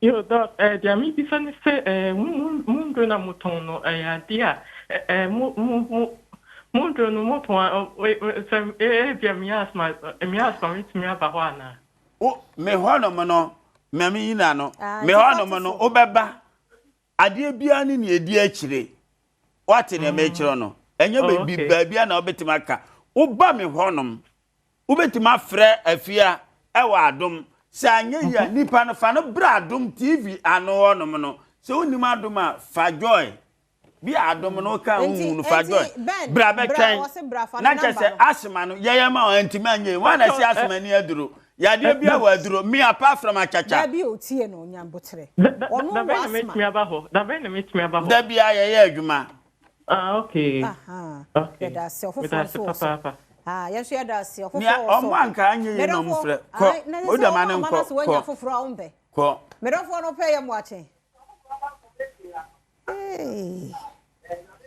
Adom TV no volume no na tie we your phone no so medofo Adom TV no na da na wontie enken pacha wo ko Dr. Sharp ho a wanya ayaresa asema kampese bubusa yo bisa the better busa pressure no the beauty sam from pobi ewo yemu ana asese menti asie madam fu biawu na owu ya no na ehuro tuana no nioma bebre enye pressure na de no no ba bi kura na e poison nioma bebre obetima wo etwere epilepsy ebeye yi TV so na kasa na yede mra na ye adwuma papa fire so na fo from na mesere wada woroma obetima free later ye numbers na wo no ma fo from free obi a ye adwuma ma na o se anye no ma ne mfre no nka ma ne nwi ani ma se ma wi ase yin obi a se sharp kura ni aduro ya de a ye boss nyina no ye so ekuro do obi wa ye diabetes me ye ma ekọ epilepsy etwere edwato jam edwato hin o me ye ma ebekọ fibroid ebe na ne hepatitis me ye ma ekọ obi abodama me ye ma na ebekọ what ase asthma cancer dien stroke condemn one wo die obi on mo ye ndan ya gese nyame ta maso de ama no na obi amfre na ye ba mu TV da bi o se nka ya adwuma mo bi anye se wanya bi ndi eche so wunya binya bote na se memo wata bie ebia ne na mere na aye toya time ni biem kan 20 minutes na sa wanya sa na tie na we di esha esa course ne ma numbers na egu TV na anima na de ye adwuma na no me mo numbers ne se mere na ya so but entu ba me onu ma mini branch oba bia Dr. Sharp the demon chaser buni ni bo free kransa ye free ne kranka no me wo kasoa oba mo no mafa kasoa ka naka so besu overhead na se kasoa overhead ye ba akope no afa ka eco new market wusu besu ADB bank Agreg bank ADB bank wusu on ma bi se nipa bia wo se security na wo ADB bank wo se hwanyo ubisa na se o ko Dr. Sharp a obekire oba ma consultation ye 200 cedis scanner nso a oba me kire on ye wo no ma utua bitu ase a na megene kakra me wa duanti anera police bi panyimu bi ofira yi ya france ye chief won na head de ben kura what ase nera oba okura na ni abre kura se ye mfa na mra yi so kura what ase ya mena duro ba kope Yama no ho kwan say record no fa no bre. Betim krabo na me chese what yase. Sa na tie. Ma me papa mo bi na da. Me ye adoma na nye ya bra me de usika be ma. Me mo 15,000 Ghana cedi account. Report ma any media bia. IGP awo no wa nchemi antuma na chese sharp kra me ni aduro. Me dada nkrofo. Ne ade abawi ase no. O manga na mo no. Nyame nchiro ntine ne mo nchiro. O mie kwa ama. Tuesday bia nso so no brada nwumre bia no. Ubetima temenka wo Adom FM. Also betima ye course. Ene ne account. Nyame nchira no ntine ne nchiro. Next week ubesiye nyame the same time. Ewo Adom TV. Yeda Dr. Sharp ase papa nti wo a wa yusu na adura anko. Nhu no ha bia afre no. Yemfa wonto so. Na di 15,000 kodi free. What you say? Yeda ase. Midi de afia amankwa tamaklo. Sister Sandy B or your guy or your crowd. Terrific Friday. Yasa bepiem ene if you had say weekend muna je edru no meeting the Sister Sandy be a guy world of entertainment. Yere be somo. The fata we no sumo. The be beef, the enye beef. The rebe ho, the wani beje. Ni nyina ye. Ade achi bi a mixed feelings the ye. And ora ho cha wani age. Sa na emo ya na wo hye ne nso ma me say ye ni ha say ye be favor obi ye de adwuma ne ye ye fact no kre etoda okutimi kodi wrong side of asem no na wo se ye bobom ma okama sa etoda so akodi the good side ni ye praise you ni ye promote you till when good morning na obi anu ni asem wa Adom TV ha enu amenu akuma ma me boatema eyi masotire se ofre wo no se obi ayeye wo your channel yi so na nipa no woni page oh kodi di amubobo waje ma no kire waje but say wo de be kan ye nyina say woni yen kasa de bi wo stories aye wa ha wo movies aye promote Lewin on several locations intimi nuane hia for cafe ba no a mo ani na ho na bra at least okwa de be kan side of the story I guess anity Stefano Momonsema Lewin yen chana no pay yeda se bebre yen to ansem no so sa abiachia monye se mu betwa beef so akore cattle ana monye se mu betwa beef ne so na ma fish biare no yeda so gina beef ne mu uku ada me ne kwadwo sheldon kasai me ka kire ne se mu ye mu mpanifo sa kwadwo amfa futu no just one fa me nye hwe waje this still Abrantia no wa no otutu bibi mane Shatawale oyiwa wa reply muntiemra na yensentie wale so response a wode emano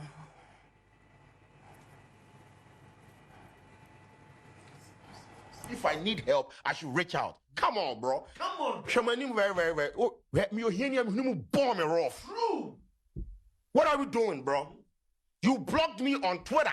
And you found phone on the TLC. Say, yeah. When I posted the video about the flood in our estate, I didn't attach mobile money. Okay. I didn't attach GoFundMe account. I didn't attach PayPal. I posted because that was what was happening. I have a platform. I report on things. That is the only reason why I posted. Also, what happened in our estate? What happened in my house, in my home? Water just entered the hall. Where it goes some of the oh, you didn't conform. Who will be the first person you go mention?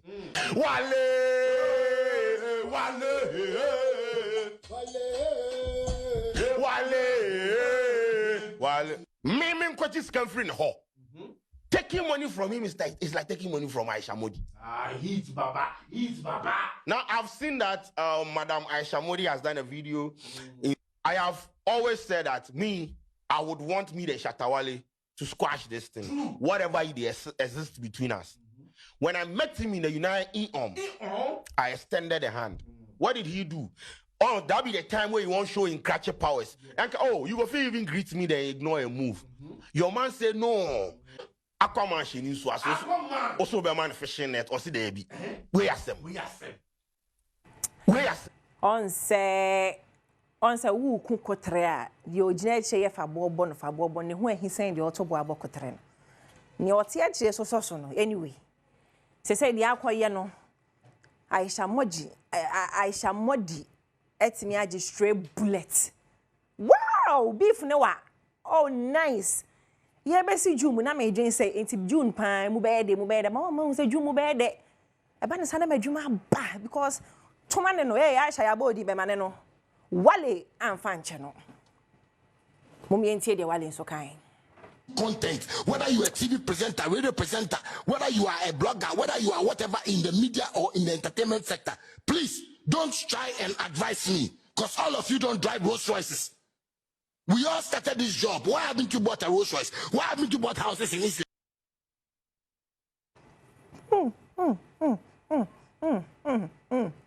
Radimeu. Yeah.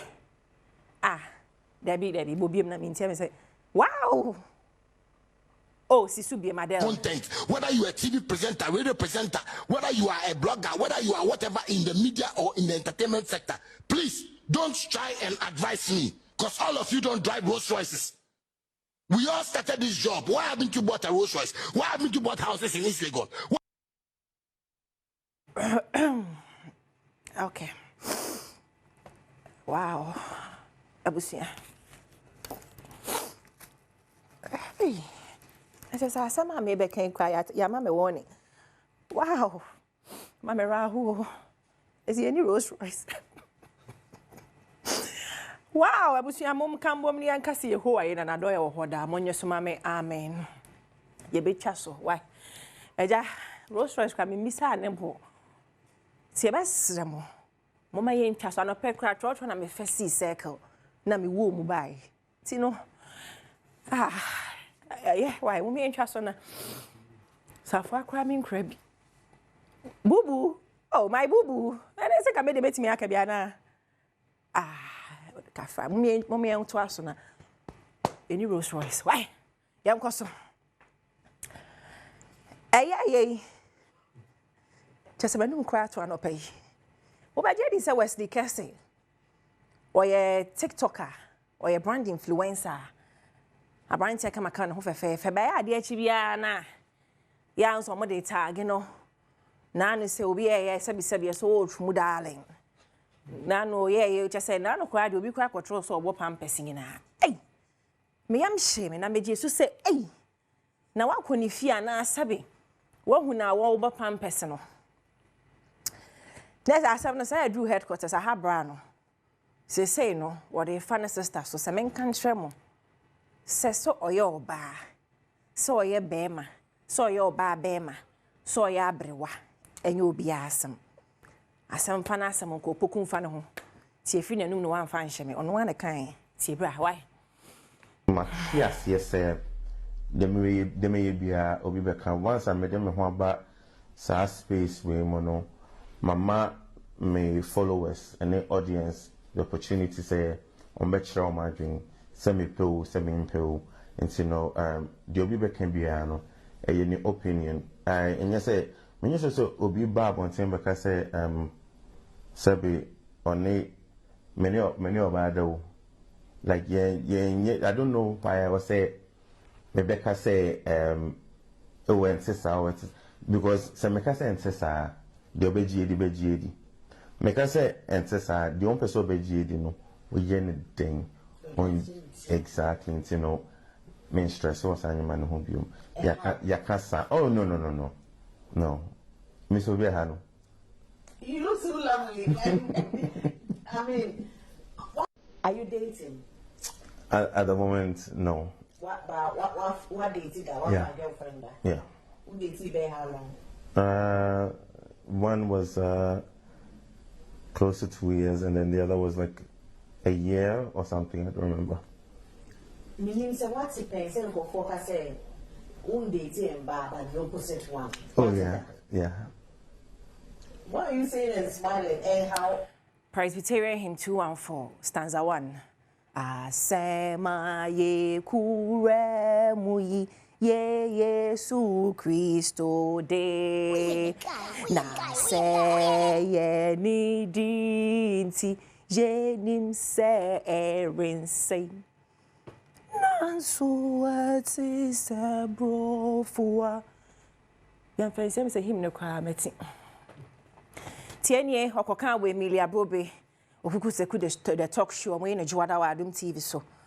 Enti no sana akoya me se duku ne ma ne ma na o share content no na amanko fo adwuma ye o montanta. Ba de bia meka se obadwu obi ho pan de fatwi usen fadware yi twitwa motium ye uti brush uti no no utirim. Why? Ne yonko. Such a lovely young man. Wakasa yi pa in fact Stefano Momon Semano. He's really spoke well. Wakasa ya went to obi ana so. Ba we obi ba be tia na so. Why? Yonko. When you share kopie mu international platform bi so. Na baya ni kopie mu no. When to me an kasa Ghana yedi fufu, yedi wokpele, yedi nkran dokono. When did me can say or the most bullied artists in Ghana? Eh, na munya platform ya monton ya kakra. Ha? Munya platform ya na monton mo industry bubodin asemesi wo ho. Ya wo Black Sharif. Oh, ya wo Kwaku Fleck. Oh, ya wo YP bubodin ya Roko. Amodi ya na isa mo kwasa. Wow. Tie bre, why?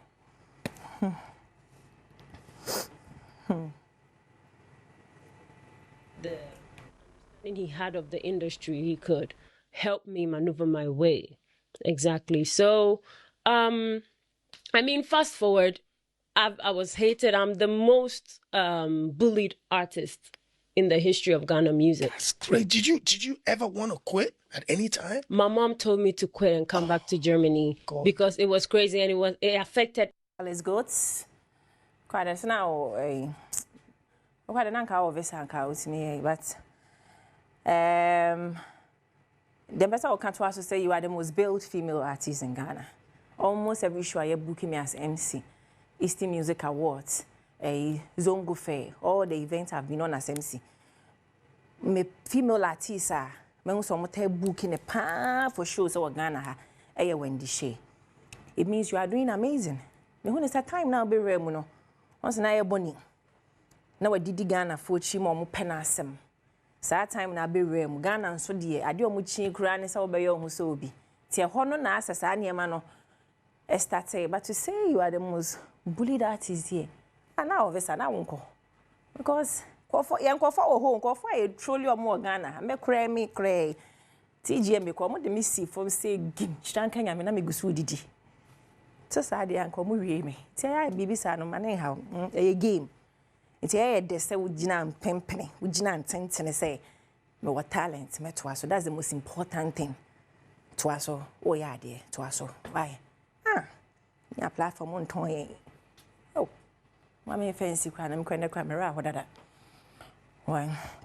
Se say pa de okwa kanta sanke ye ko ifosi. Me ko yi me bagi ne me jeansi. Just boys na sa trap house oh we ready. Ha kanta boys. Me mama fans na me ba mo ntete so nya say be ma fans ba na mutum. O mate trap house I say okwa kanta. E mu aye de. Ate ko hwe ni omo ye ho bra. Why?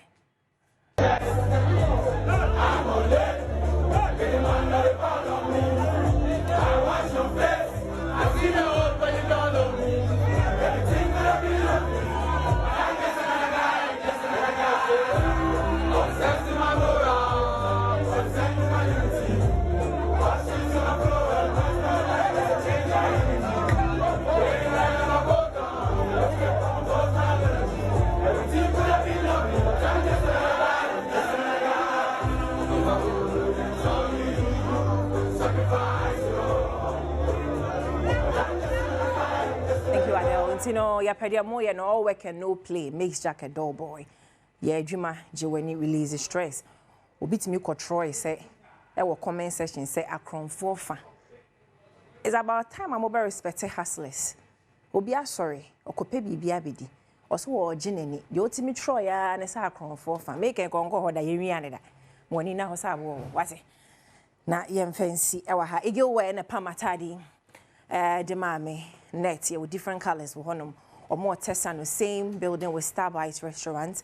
For Eagle was 0266112230. Hair Logistics GH ama me wi ahye ene me maame akua wo ma no pay wo say wigi that's a wabuti very very natural and I'm saying hair logistics no or TikTok Instagram hwehwe no hair logistics gh na order unwi ade wo ya me director webe Kofi Ampedu wo ho weba wo ho OPD me producer Thomas Wahase Stefano sound engineer obo mechidom Eugenia Baden wo makeup department.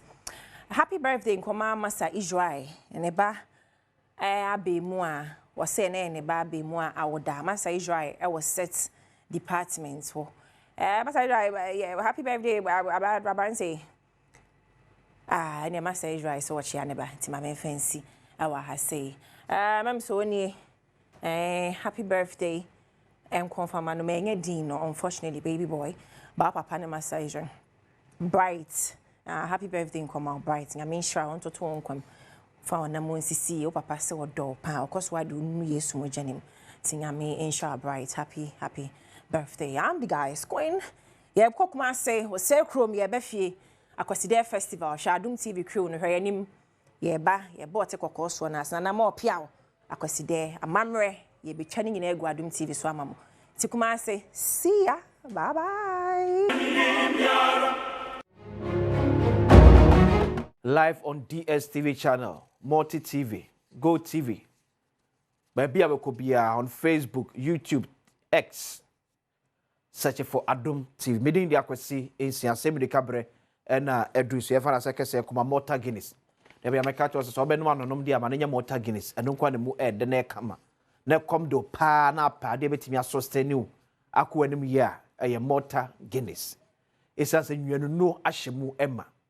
Ewiabo gidigidi ya no achale ne kakra bi na de gu ade so Morta Guinness bia beto account so ya trade the proudly made in Ghana logo no ebon Morta Guinness so say we move na alpedi enkomo bi na mesese nyina ente aso eyie koda bia makase we need to move our country beyond the usual NPP NDC enyema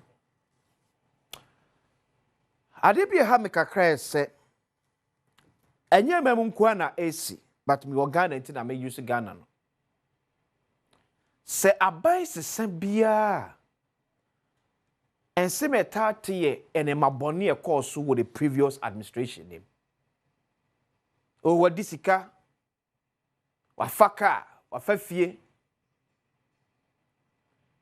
Now I ask myself, are we saying say aban na eba na okoma out from eba no wa anya hwe wa anya o ma japade bia kwesi ofa ujama ujaoka no aja usika. I don't think we are so much interested in bonia a course but papa bia a course no ya yempese be ka ho asem. Is it because ya na amanyofo ne mpese Ghana fo be hu se ne ma papa bi akoso wo baabi ya o se develop on it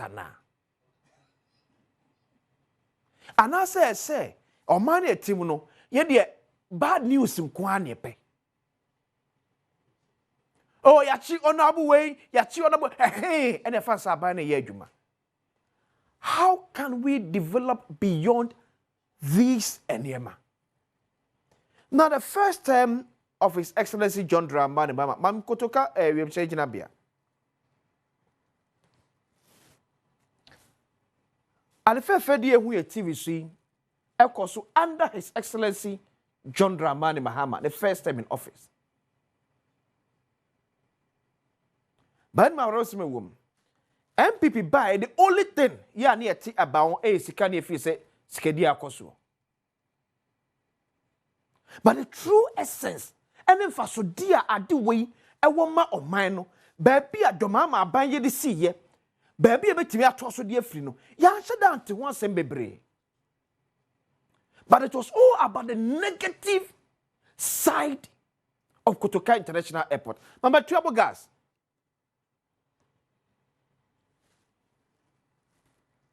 Where a trouble gas. And the first one, His Excellency John Dramani Mahama, from 2013 to 2016, na Ghana ewo dum so mu abatu anamon ebi ne etrebo gas ne ye hu ne TV so yi but MPP taking over ni etifri hu nyina ya se da crowd hu asem papa bia any wako sign ayi contract wako sign this na yanya ayi SS power any ade the good thing about projects na aban eye no Ghana fo ante hu asem. That's why I keep asking, is it because you cry echiri at the pana?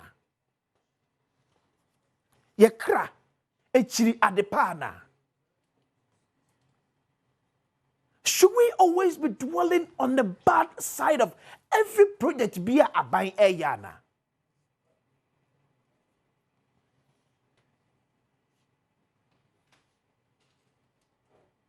Feko na naro dan kwa kufari mame agenda 111. Mame agenda 111. Now, agenda 111 abandi ba enchire mo de ma ese ebeboa se ne be ya ye hospitals ahodo a eni miamia ahodo no yetimi show up ye health facilities. But now His Excellency John Dramani mama eba ye. And the only thing yeti about agenda 111 ye ka ye wo no. That's the only thing. That's the only news about Agenda 111. And for so man be nya free mo baby aye dru kwan betimi afa so beto aso yente ho asem. The only thing you say e ka be here be say $1.4 billion abampen fu ski bi omji no omo. That's the only thing we are hearing about Agenda 111. Bamfa so die be pa so dia ma manfo a sa asupiti e wo mo miantem no yanka ho asem.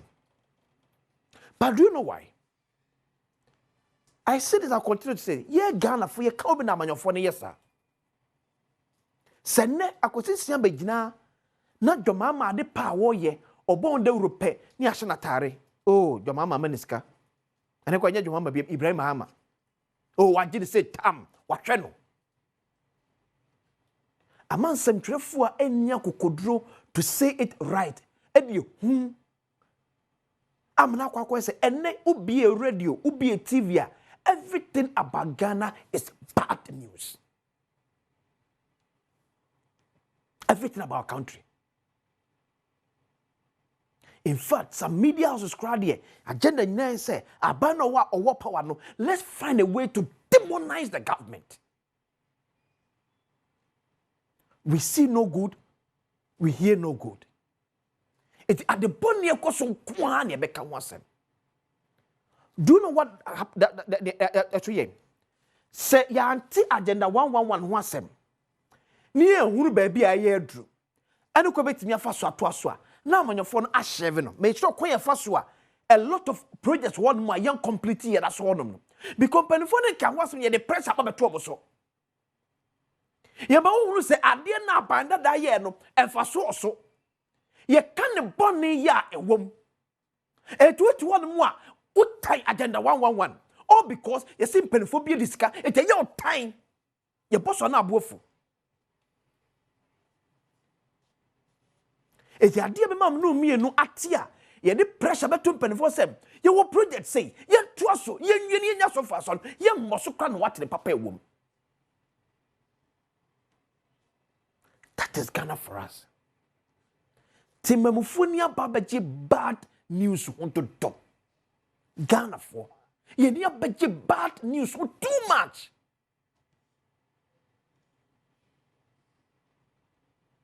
You didn't need anything you say. You see, or maintain them, or maintain any party. I don't know. Near makers mean come in Congo, we said, Obinam Kotikwas Magana Boka, Yenyaino. Nemum Obiaba, obey ye bibi. Obiaba, Opa ye bibi. Yen tuana mo betimi ama enema pa the previous administration here no. Yen fa shobonsi aban so. Na se yenwie ya, yen timi nwie mfa so embra so mayen. Etinye ye fere se yetie mamu hanom. Ni yesi Kotoka International Airport wieye. Ghana for yen samtwofo yen timi ni ho anase. Nigeria ne ba beka ho asem ka kire se Ghana wade oye. because nam no me ne pɛtie no enya de oye no hwan na di sika hwan na achi na tuo ne ne pɛtie ano no si ansesa saa ya adwen no da bia yem painful continue to take advantage of us. And I always tell you, Obana beka kyerɛw project to enya papa, we need to redesign it. Any redesign biano brings money to the pocket of the politician. But need akwasensia. Asebi de Kenny. Ya de pese mu to aso. So as we speak today, c'est pas que c'est nécessaire. Ebre ewie de se ye ne abadwafo betena se na yahwetwe enkomo mpanifo atena se enso edada na amanebo a aba no pa echem se ena homachi be se nonum na National Investigation Bureau mpanifo ekọ NPP ni abrante efe no adenta kumi efie ye omo akwakochi sabrante obeka on de petition dia koma mampani se atemuafo bi a ete maame tokonu ekesu no ebi akoye nhyemude bia omususu se ehwa na moto no emma prepare enya adwuma mampani ehwe na sa atemuafo ne mpanifo no yenwumo famfiri committee omo ehwehwe maame no ensem amsa na otwi mu na ode eye meet no bi ye course or one of the restaurant ehun foni eba aponten na se ye kasa de enim de ntia National Investigation Bureau mpanifo akwakoche no na no pay eye ne maame ene Adom FM 4 din ko na wo chechem se a police fo ne asojafo ne ba honom no ebi de wonsa ekeka eye na yire ya na wafa afuro omso kodu hospital ne abeto dwane se na yire na wafa afuro no wapon na nyinse no asɛn benfo ba hwe eso ma hwe sa ademba se kasa de adenta kumi yam ne kasa ansa na meba no ne ho eye you also achem say apart from this and a yere any negator omro musa ekekan on the so far so good baby are you okay edi e man ye be ko ne akokodi ehon komo na yahwe ne ehonum so akosi maka water guineas eno na ye nyina ye no ne anope na dey so nto bi ma aba ne so fan ko squat wi fama no to bi si fie man kwada no enso entimi nya bi enum na emwa omo isanse no nko ani ade a enwanunu ahyemu emma pebito supermarket store bia be ko bia bisa say open Malta Guinness yeah has a made in Ghana logo no ebo ho a Malta Guinness or say we move honorable Akwesi Akwa member of parliament Malaysia Warda Atrase Sanso na honorable Stuga Brekum West Brashe Bedwani honorable Korea Agwasi Nyankopon Adom bibia bonso nshie Agwasi Brekum West Nyankopon Adom eno ma ekoso that don't ukuda Wednesday na my constituency okay one day a normal ACC wo Brekum West that day 21st May na the 7th quadrennial 54th delegates conference of NAT okay I was the special guest of honor at the Brekum College of Education na me fa kwanya so na babo a teacher for a war Brekum East the Brekum West abaso they had a very successful conference na because teachers are omoye at the heart of everything education it will Brekum West despite challenges despite inadequate resources edumaden a omoye no omoye appreciate it. And as you are a member of parliament, I'm very, very thankful for the good work you are doing for the district. Now, because you are not done, Chanya. Brekum West on the spotlight again. Okay. Brekum West District Ambulance Station a woho. Me boy juma ye for na baso e wo kwan stronko so. Isane say afi 2024 a twa mu nyina ba na wieye na no National Ambulance Service national about 300 stations wo Ghana ha no yeah omoya abaso bode no Brekum West was adjudged a well managed ambulance station.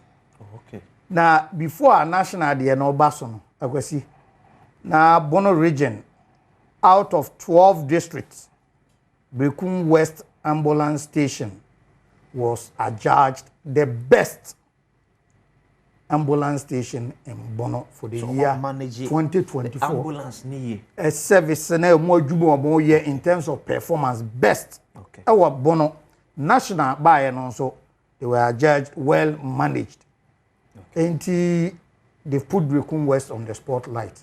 And I'm very proud that we see challenges are ambulance service, almost staff, EMTs, emergency medical technicians, FAC across the country. Now, especially Brekum West, despite these challenges, now 12 districts Bono region, they emerged number 1. National, about 300 stations, they've been adjudged well managed station. Enti nano ukuda meko celebrate yomo. Okay. There will be another opportunity for a bigger celebration. Yabebo mwabaso na yasho munkuna said yomo yeno as a member of parliament mani aje. And for that matter, challenges are meko identify wo mo adwuma. Because can you believe say omoko 9 shift there is only one room, a man and mema waiting, and these are challenges are are still emerging the best in the region, well managed nationally. Okay. And I will have a bigger celebration. I go see Metons Afro. Eba EMT honorable medical services the onim. Say emergency medical services. Critical. Ebi obi tinkran ho bega say oh bono de me koye den wo ho. Akwantu obetume de wako bia wako sampa wako baabi accident. And if you have professionals who are dedicated, whose commitment, dedication to duty, unbridled, it will become Wester. Now, as I say, you bomb abaso na you commend you. Finally, Kwesi, this week has been very eventful week.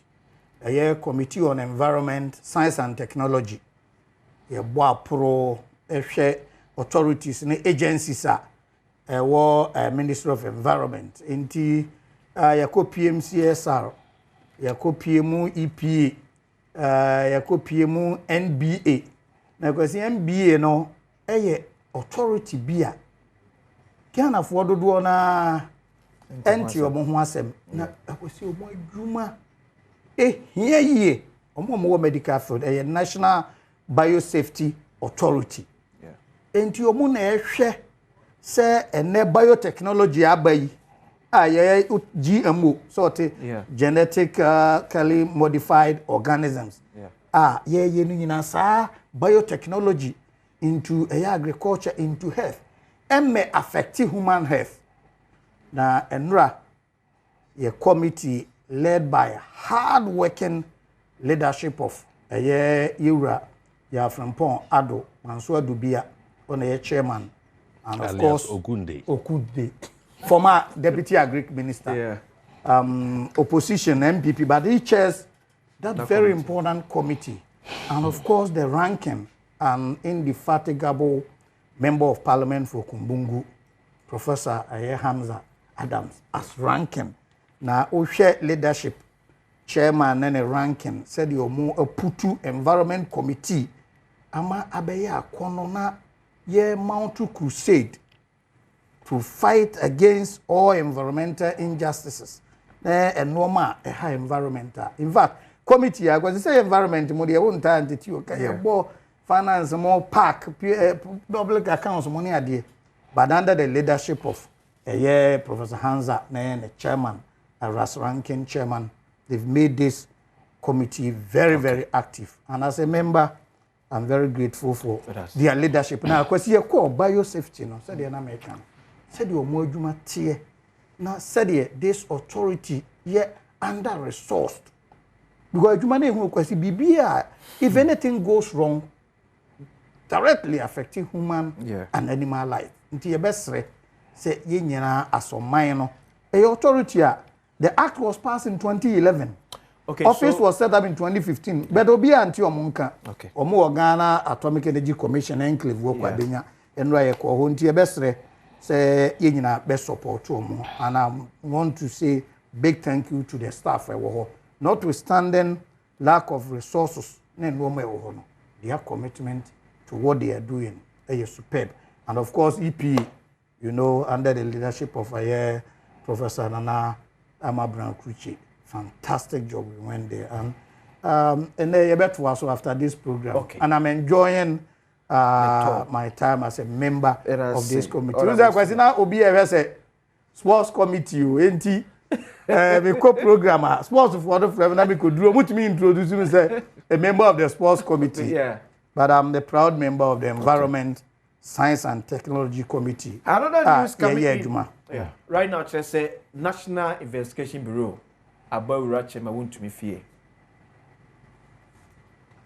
National Investigation Bureau and a about the chairman won't to me a fear the Ashanti Regional Chairman of NPP.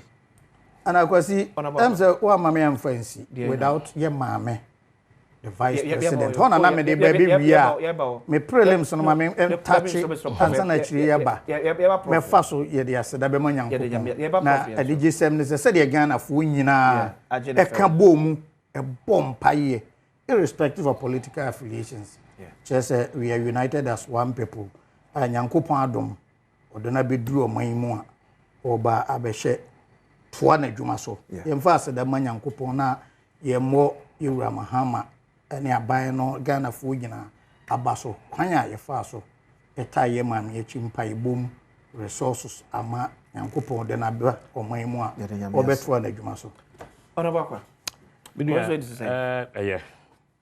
na no pain sama yetete reading some no de enyan kakra esa say yinim say enka hyase na jakpade edi munmu ne ade eti confirm kakra na nka efo so aban no ehunu bibia wo ma sa ne ma na confirm na hyase yede fedese kose kase ebema yenua adenta kumi ene ne yire de atodo bichidi say ebrida yenimi nhwemu won bia wose ye bia no ye be na de wose ye so ye ka no yaka na misro yaka say no the brighter side of life and there my wedding anniversary. Oh wow. Entina was your white. Oh, you put there go kai amacha ne friend akai me that's there entina was okay me refi na me no that year cost the way celebration no and the celebration no na so yeah celebration because baswa na madam fu bi o help program yi pa Celestina Asante oye district director for health services in Goko say ne baby the birthday efuado bia yesu men kan cho narration of happy birthday na happy birthday en san fan kan ho say me da me nua say wo bo national balance I what the constituency abaso. Yeah. You see, that will hear same dikano. You can't say about ho. But that will say a bind be qua. Ya na yintimi nka na chi asempa. Memi to way, the metimi aka say nra agenda one ya would the topic yi. A PA say Ministry of Health PR say almost trying private investors. That hint had been given long ago. President Mazar hint, or share the Minister Health say 1 to 2 near me obi say be a private entrepreneur in terms of healthcare. You will be very interested because we believe in that concept. This are buying any second to us why you will be ever came one boom near Bejibi near ye. Yeah, him and him say be ye MPP need here for mammy. My him say be MPP need here for mammy. The facilities are be running on. A civil lives. Baby Ebeko Biano, ye ni MPP, ni NDC. A buy a share, a buy health. There is nothing like politics. Because you chat will be one. Moja everybody in NDC colors, red, green, black, white. And that's a red, white, blue. Nipa, nipa. And you see, it's saying, okay, Oba Parliament Committee, ye took kwanya. Ye hunu NDC, hunu MPP. That's all. Oba Parliament Committee on the committee level, and ye took kwanya. Ye hunu MPP hu NDC yeti bi ko net bi ko tra ho ye didi bom no man dia de nyina at that time is Ghana but ye be fia na kwa ye bibisa na ti me de manon so be bo Yewura Mahmood Bawumia insem ode atodwa a ode ma ye maame vice president Akwaba na ye be sere nwa no NDC fo ne aban ye sere mo ne ho atolo ye nyim ni se e kura sa iti yensusu si e beba the pressure na yen kura the kakra. So that's it. I mean, her presence, you know, is enough for us. But recent, you know, Montomobo, vice president office. Na unyana home kakra. Na umfanye juma because you wouldn't be that. Yen pet yibiasa or yen triable waba. No one told the but you can see your pressure too much. Na your man relax it kakra. Anya no a good news. Say yes, sir. Etimi akano. Back. Eti the way by constituency so there. You be kind ya chim down for madam maintain am te ha. Enti yeguso kakra ye nya no tototro sa but ye said niema afeda MC watena kwadwa so ye hwese obetimi akeka ne ho na yabomu aye adwuma menwa kuma ebe adwuma na ya hwese ebepia achim da dia kwadim na ade ba ko a na watching muso are very eventful. Any press conference and about government statutory payments are encore. A cripple on mine. The ACA they say, yeah, abayi any year to force him. So GD said the pay so dollar to bathroom. But it can be likened to say papa wofiye na sikegu bank account na ohwe bank account na wo sere. Nelson Oba school fees untimi ntua ye o chop money untimi ye money at reserves so you be sure the app but we don't have to go hungry under the guise of disciplined fiscal policies what is and you may be no matter how disciplined you want to be I was so we investing in is it funds in the end is encoy all the statutory funds Gabi hasn't started spending for all this while. NHIS and Obi Frame besides NHIS, yes, I operate facilities. The payments be back, but it's because of over 800 million and Jatu Horrible. Okay. As I echo. That was in the NHI account. And on that, NHI for a dependent was what almost the year. That was about 3-4 months claims payments. What I said, no, that you go so at the year, Juma. NHI, I buy more here, get fund, I buy more here, common fund, I buy more here, road fund, I buy more here, the road contractors in United. Eja kwan atoto wonim se wo ye road so na wo jato ho do mo a na se nsuo fi ase se eto a wo boka mo eti se ehwehwemu bi onposo bi bia no yesoro mo omonye ne ntem e no hwa amasama road no a obi entimi mfa so wo mo ti o nyinara won so da homache a na wo se wudu ba bia wusi fom enante kwan no so as wanya ka foforo akoba bi yesoro mo reset no reset do monto mobona monhwe na Ghana yenye nipa no ho sika enko common fund assemblies ni nya bi enya adwuma nti ene on say the congestion menka say enye the congestion exercise there but it should be done with human face because me who say the assemblies want to do something to represent something but it doesn't mean say nesebe omo tekwa wo stress ade no ti wheelchair mo ne aso no mo ne ato na twere mo ne no. Let's do it with the human face. Yan gradual. Some British way in me as a deputy ranking local government, I'll condemn it. You per se, decongestion your system, but it should be done with a human face. And I have said this. Say, see the panel doors were, and you know, promise you 24 hours. 331.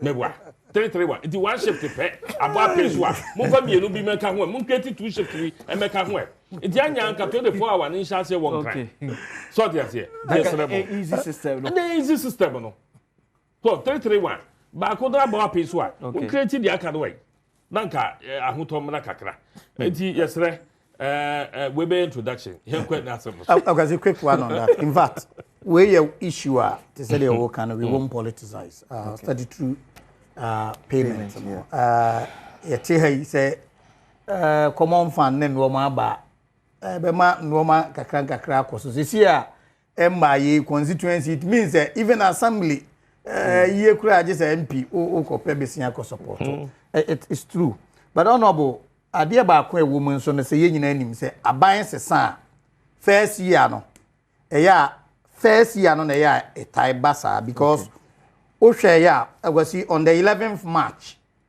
in a budget by parliament on the 29th March and a pass appropriation that 29th March no kra na dwade chen kra na sana ye work on get fund formula disassembly fund formula ne ade enti already for first 3 months no because of change of government no do yeah appropriation we no is little over a month enti 2 months and parliament honorable you are very much aware say leadership amaye enyanenti we are even expecting this week enti menzo medemano betuma stress moment no ma enko so nambom the amana church first government say bia na because budget because this year be ready a budget November 2026 budget to be ready November 2020 so from January you are already in motion so mid-year budget but because change of government intino first quarter no twemu virtually ansana budget appropriation year pass we no just be little over a month that notwithstanding yenim say ewra to forcing said the auto two sika sem ne ade forcing ewra to for ato is forcing it's forcing and it's for not forcenomics what the term forcenomics forcing I don't mix forcenomics but come there encompasses a lot of things that was forcenomics involves involves not only arresting the dollar but dollar no reverse it involves fuel prices dropping it involves transportation fares dropping it involves prices of goods and services dropping and of course it will involve timely releases of these funds Sir, government is calling on drivers, traders, to reduce their prices. Sure. Because of the falling dollar. About total, the price. Because at the time, total. DVLA at the idea. DVLA insurance. The price echoes. No, I'm not sure, but I can see passport anyway. No, so I drop from 500 to 350.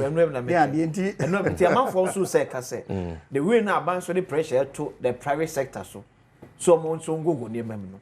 You share will say about so service charges living so. Everybody parliament. I'm not conform. So there be enjoy from private sector no. Near enjoying so from. Most of the private sector so more buying 60 days answer. And yes, meant for no. There be good answer. Yeah, good as almost change. Some good at the end abroad. Yeah, good abroad. Yes. And you know say almost JD air cost need dear and come on train 60 days. But almost him say maybe cost. We always say dollar no conform. Ye nyinara ye di dollar. Ye the dollar ye adwuma. It ye bomb pay say dollar no conform. But say I say cock. Oh. What the idea be a sense you now say home so.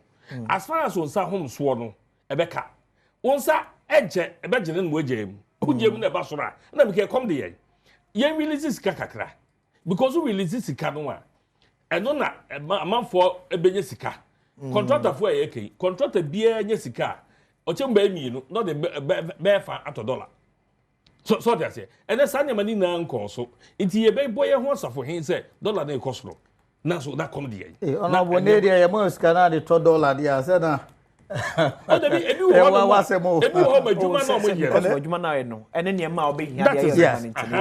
It's you know, anyway. You release it, what the dollar be good system one. There's no money to chase it. Yeah. What does it? You know, dollar that one they be come from. It's ye per se and can own release it. Ye expenditure kaka. Na sa discipline na so be person discipline we fear for. Now say expenditure there. Uma come ni omo kra nya fasting. Ni ade sa. Debi. Uma mu kakra di. Now I can say na there we do 2 times a day na bibi. Na kra sa there. Now the boy who for your bank account no any age that's free ha. Debi. Yenye ne sa. Release kakra na efom nyambre. Na se dollar no eye yi kra po ye hu so anya wa mana ba fom kakra. Na ye hu ye na ebeti ase se and they say that here. Na kra sa there will stifle the economy. Economy no grow and I hope so. You are not creating impressions. Say contractors say into your moka na ama dollars no coffee. You see a lot of factors. Exactly. That's the point I want us to appreciate. Because reserves, no, we are showing them up. It is okay. Say once we have monies there, ɛna gold na yɛ de aba no de bia meka sɛ aya aban bi twam wɔ yɛ bibia yɛ mo na ba so gold board ya yɛ bɔ yɛ ho safo he it's an offshoot of gold for oil yɛ no na yɛ si atwetwe yes re but that was when I hear about me my who say there be ye brew dollar nsem so ye go there ye we yankofo cotton sa kwai ye engineer fanya adwuma e be boa yen e will be equivalent to our reserves what say so oil no at the end of the day ye reserve bi na ye bi to oil so enso ye sere yen ya mfa ye ni ani akire e no mo ba ye esa mo numbers nti mabo madia create an institution of gold board near there which is fine. Sebi, once it's a creature of parliament, you know, whether we like it or not, you know, it's been created. And then there's monopoly. I buy the to gold in it, you know, once the reserves are shored up, you know,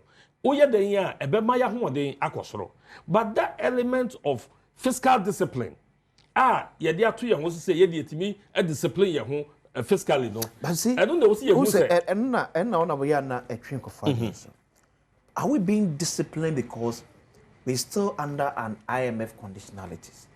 Because it looks as if, say, most of the time, you're free IMF conditionalities are in discipline. Yes.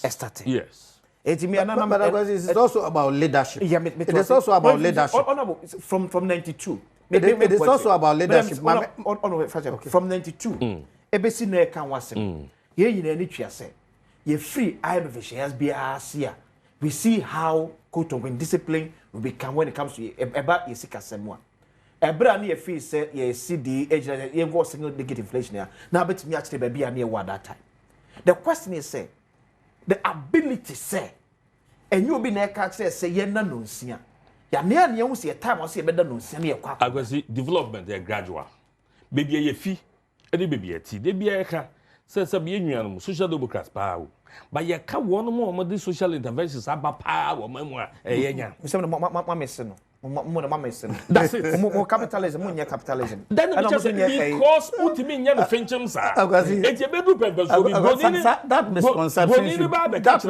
that misconception should be clear.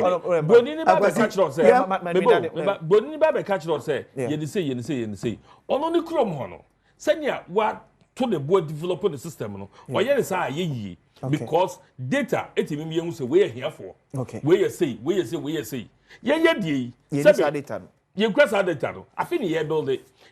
We understand that's what we are the the bulk of the people will be suffering. I don't think that interventions be there.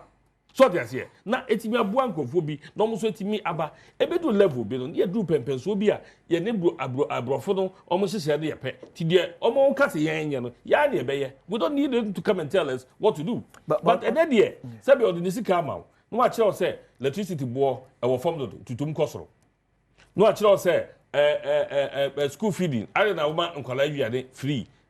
You understand? But the question is, see, it is almost share. Ye hun so so pam so pa na ye ka no so no a ha ye nkọ for no sabe yen ye ni anya den e na ye call IMF e na de o ka ye nyina na ye gitu man ke na free se twem yen nyan mo aba mu a mo call IMF e de na see ye freeze on employment. Look at how many years they did not employ nurses. Me call the Minister of Health ko nurses backlog egu ho ni nyina e ye because obutie wo mo so that's here. There are some things they also stood on their grounds. But and we did to protect the system. So that's it. And then say ECG, utilities board cost near there. You are baby no the boys, only the boys board. And they betum and they say near there. And then it's caught up with you. COVID levy, they're the president actually. Or say it's an IMF and they say dictates me boy. And so you the campaign must say you be COVID levy if you. And so President Ichilebo say IMF is share bi into a year enye so that's it. It is not about say yen na yen nim de what say yen. It is about system one say wo ka say wo hia musika ti de what say wo ye no na what say wo ye. I'm just referring to you time omo wa ba mo kwa but on together say according to the Ghana food ye manokredie e dead say aha ne yeko basi ye kasa de ahanum ne yedru because ne ma amanfo etatu kwa no ne efiri aso okobobra wa broche bebre uchiro no ka cho say me hu da che bi o man ni Now, one also creates a future. It looks as if I say, a mabunu ninja don't know that papa. Is that we see what's as a quite a certain class of people be and kwana enjoy there. And I'm so come I'm so be nam so bramedi. But say my for no send your country any so etia. I think say maybe that pressure na be o ka say e ba amanfo so ntino. Baby ni kwa say twa kwan na ko twa kwan de ato. But say me ti ase say aban hyase e twa kwan. Me so wa kwan metwa. Ye twa odade ye twa brekum west de. Etimiti asante mapanu say de bedru me so. But ye twa odade ye twa brekum west we abase me nya kwan bi. Now for the next person 1 year akwan bi ankoso bia. Dem me de ye wo me mu. I think I'm very happy, sir, Honorable, deviating from normal MPP communicators. Okay, dollar no one. He's been very honest, and this is what we've all been talking about. Because he dollar ya above for ma ya can't want him ya. Even His Excellency factors are now completely different. And utie narrative from yenu yamwa just say aban we in just by accident and about, which is totally not true. Honorable allude to the fact say one your reserves are cost no financial because we are not discipline. I want to let us have the factors. In fact, other factors come into play. BTC Trump policies near they may have affected, but it's just one of the many other factors. We share policy rate Yewra forcing a raise at the 28%. And also, let me finish. The monetary policy. Yeah. Yemen is a Bank of Ghana for the year. You see? No, Bank of Ghana from their duties near the she a vice president, she finance ministers. Meanwhile, Bank of Ghana I fully understand. Honorable, the straight response the Bank of Ghana buy. Honorable, maybe the point, but I don't go a governor of Bank of Ghana. Board member, member of the governing board. Yeah. The point I'm making is because I admit, but government no there was to be basic financially, I mean economically. A buy no at the brand. And it say Bank of Ghana papa governor papa in the first place a buy no appointed governor. Yeah. And it say governor no decisions more minus secret say past governor no ka twitwi obogu ho na a buy no cannot be exonerated. Yeah. Because you are the appointing authority. That is why this governor no take a decision and our Bank of Ghana take a decision. Now economy no age na bank no take it, but Abai no ultimately takes responsibility for that.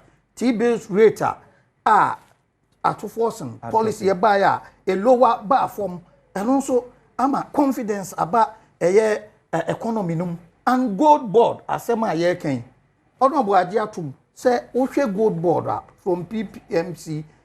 Transition by a gold bond. Look at January, eba, your gold exports are any sika at the about the first 2 months over 2.3 billion. 2.7. Costro. Nina contribute to dollar no decline. And these are the factors, of course. Other factors, the previous government take certain decision no repo effect winner. This government has taken some critical, I've mentioned about 5 different issues are contribute to. So let us acknowledge not ye kwanya ye be faso ye betumi sustain the decline of the dollar na etumi akofo. For me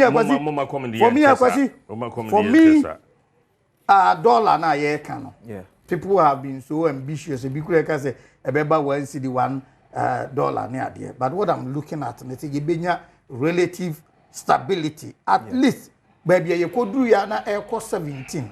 Say ye are not ended. Now if we are still under 15, 14, now there was stability. You see one thing about dollar issues, and say stability is key so that we can plan. Yeah. That is what we are all praying for. Yeah. So we are not saying say yeah, drop $1, they about 1 cedi, they about 6 cedis, 7 cedis.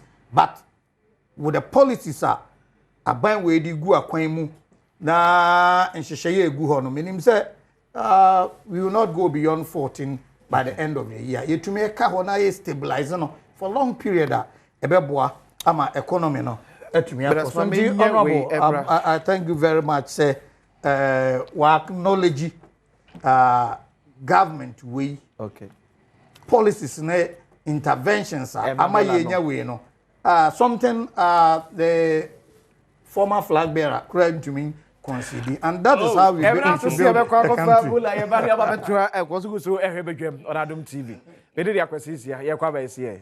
Okay, ma munyina kwa babiem emfa emra bedwam so. Yeda so agebre na aguso esa ehwe mam kwa amano so na me ohene ba nana asiedu oye boafo so nko de ma chema wontumi ekotwe ohene ba good morning. Ohene ba homa na atiatom. Tebesa tra ohene biem na enade ko amano boy me de ka de tudwa se eye oman bambofo abode awura chema wontumi efie na yepese ehunu die omba beye ezibibi won ma so chema wontumi assist o mu na omfie nti amyabo ade awura ne fie na yebesa atra ne asanya ohene ba homa no so na enade komo apesa enchitemo no enyina so zuga menim say what we are Chief Justice Tokonu. Okay, Facha, Mami ko. Good morning. Good morning, Kwasi. Okay. Dear na a CNT ama bambofo ba chama wuntumi fie nei. Akosi mami ncha o tie fo ne wa hwefo nyina. Die see de me gidi se bambofo no na ebetumi akye. But the ebema madwene ba kwesi so no ye say last week Wednesday your honor police for be me nsa eba the premises of Wontumi TV ni Wontumi radio Kumase Asokwa say omo hwehwe chairman and I make ye catch omo say chairman very few days and oba office wonum except that be oni be meeting enti oni honum and then the said omo hwehwe no. And me personally, the chairman number, obi nim ma almost say ombet me a contact no. And then they said almost the letter be almost be invite no abba. It me ma executive baako receive we.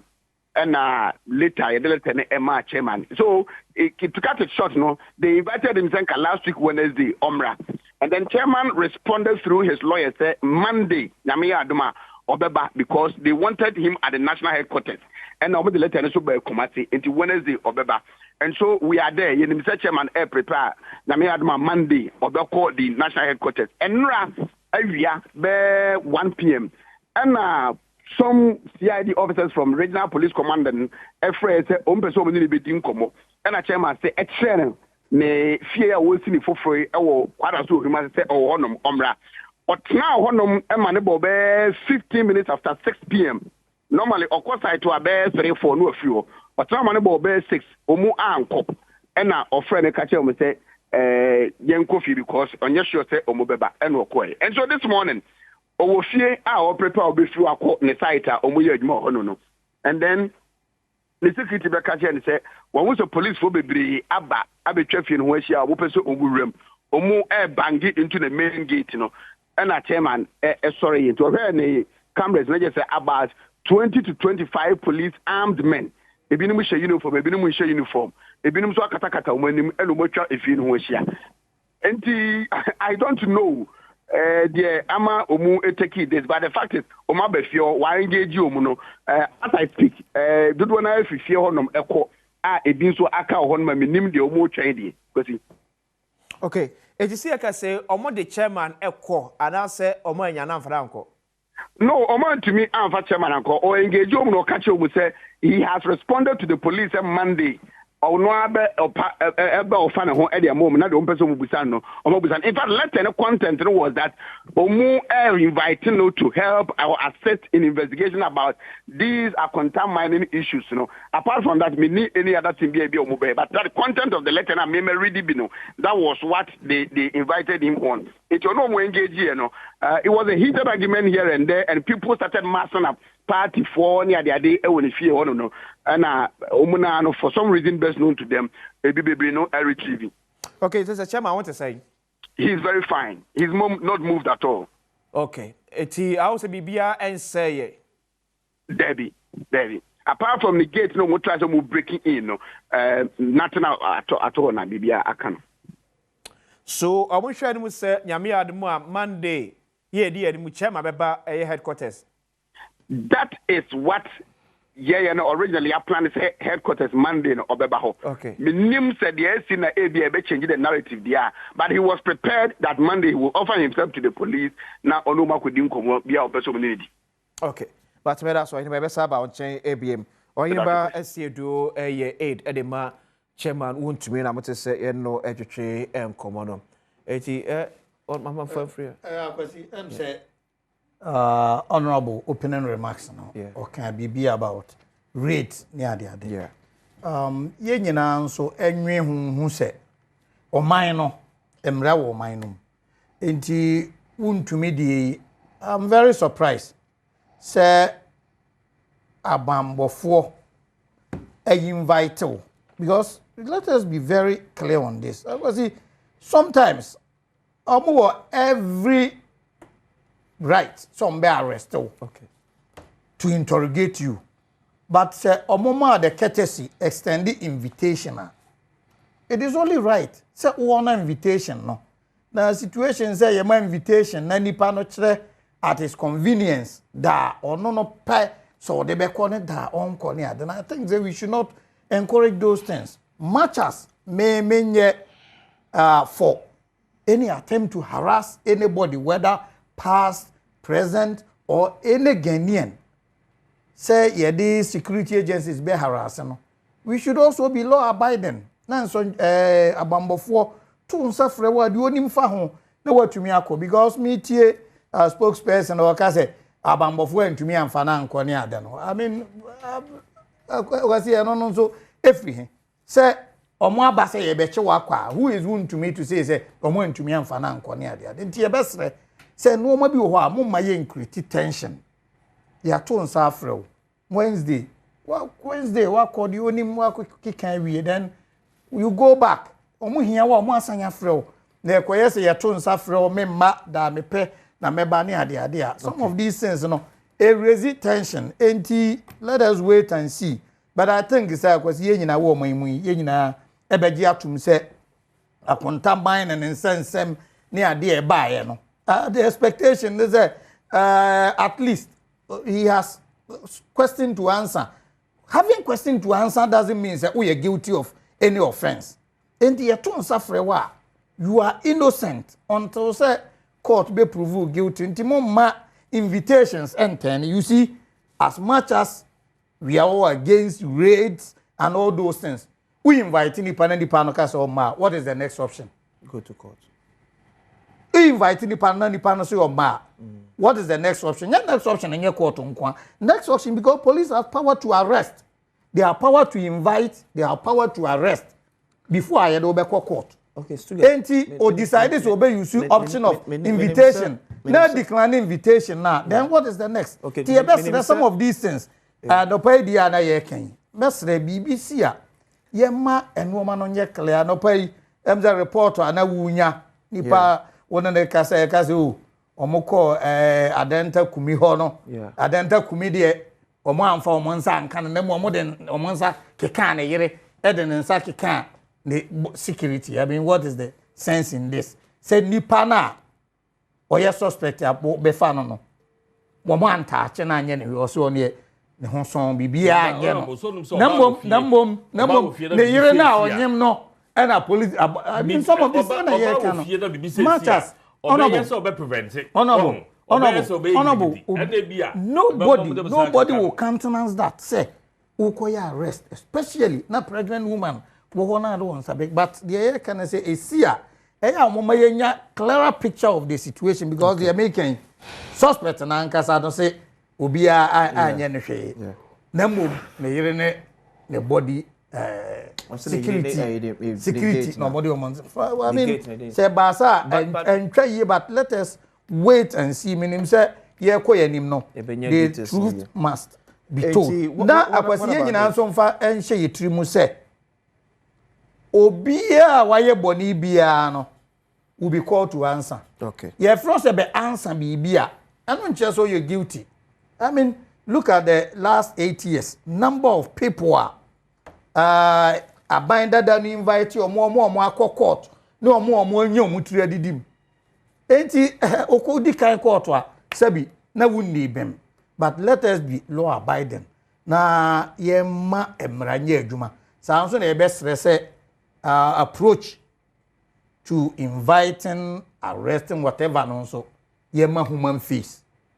Emra na yenyina enya asundwe ma mra no enye na adwuma said it here. So for want to make the year okay. If say a track crata the abre want to me you sue the aid in narrative. Yeah. Now say want to me respond through the lawyers actually almost say more the crata na abre mukumase. Ba mo si meeting beba so won cry. Yeah. And then cry dia menya dia ankada dwada. Ene meba. Sentiase ye ntemo dwuma. Why then will you then come to my house? No, ntiase anya adwuma, ntiase ya adwuma obviously. The point is akwasi nipa na invite you. Yeah. Untumi as he engaged. Obetima frɛ baby invitation no free ba. NIB director CID what engage, you can engage. Okay. So e be a way inti mesre me ntumi mba. But the fact that we watch no date, you know, does not mean say you they need you on this day. Watch say open this day. And it cannot be fought back and forth. Almost saying then they will say, well, we gave you Wednesday to report. If by Wednesday, one report, every Wednesday could be baby who be we will arrest you to come and answer. And if there had been any engagement with the authorities, can oforiata di baya or engage OSP. Eka say ni say inti. That say no be to me abai. Say fugitive tag no nyina omo ye free ho a ye hwe anim say bre no beso na watumi aba. Ti menim say untumi engage ya. I mean they would have agreed say Wednesday to Monday there, but wa be show date and time a opese o call no there na mejiri say enye proper engagement. You could have engaged properly or engaged properly. This would have been avoided. But the fact still remains say police to suffer as much as possible. There may be genuine reasons you may not be able to go. You know, but there been so attempt to delay invitation near the and also the implications. Yeah. So on him that they make and one oh baby honorable can occur to me. Why invite what is the honorable be my invitation? Obama own date said that say na. Any own date. On say am invitation no. Sebe also won near maybe a we planning. Sebe at his level, business wise, political wise. What you mean ka say wo friends say na ya omra na ya wasore aba. What you say? But especially we no say invitation no ba last Wednesday. No, say call weekend no say Sunday no mo ka say omra Wednesday. And on also say obeba Monday. Between Wednesday and Monday. Between Wednesday and Monday. Gap be the womb. My point is investigation a hit and na no I contact mine and say me eda ho. Did you engage? Don't do things. What? You may engage with nipa no invite on say be a this and that. Oh, but from the account, no, the lawyers engaged. No, it is not engaged. Any engagement. It is. You think it's a comfort from? Oh, probably because that should be discussed. Because what that is where you leave an evidence. Yeah, okay. That's phone call. Beyond that. I said, so how would you know say and that has been accepted or not? Oh, that is where the police or whichever entity is inviting him must also be proactive. Okay, so because someone you're okay.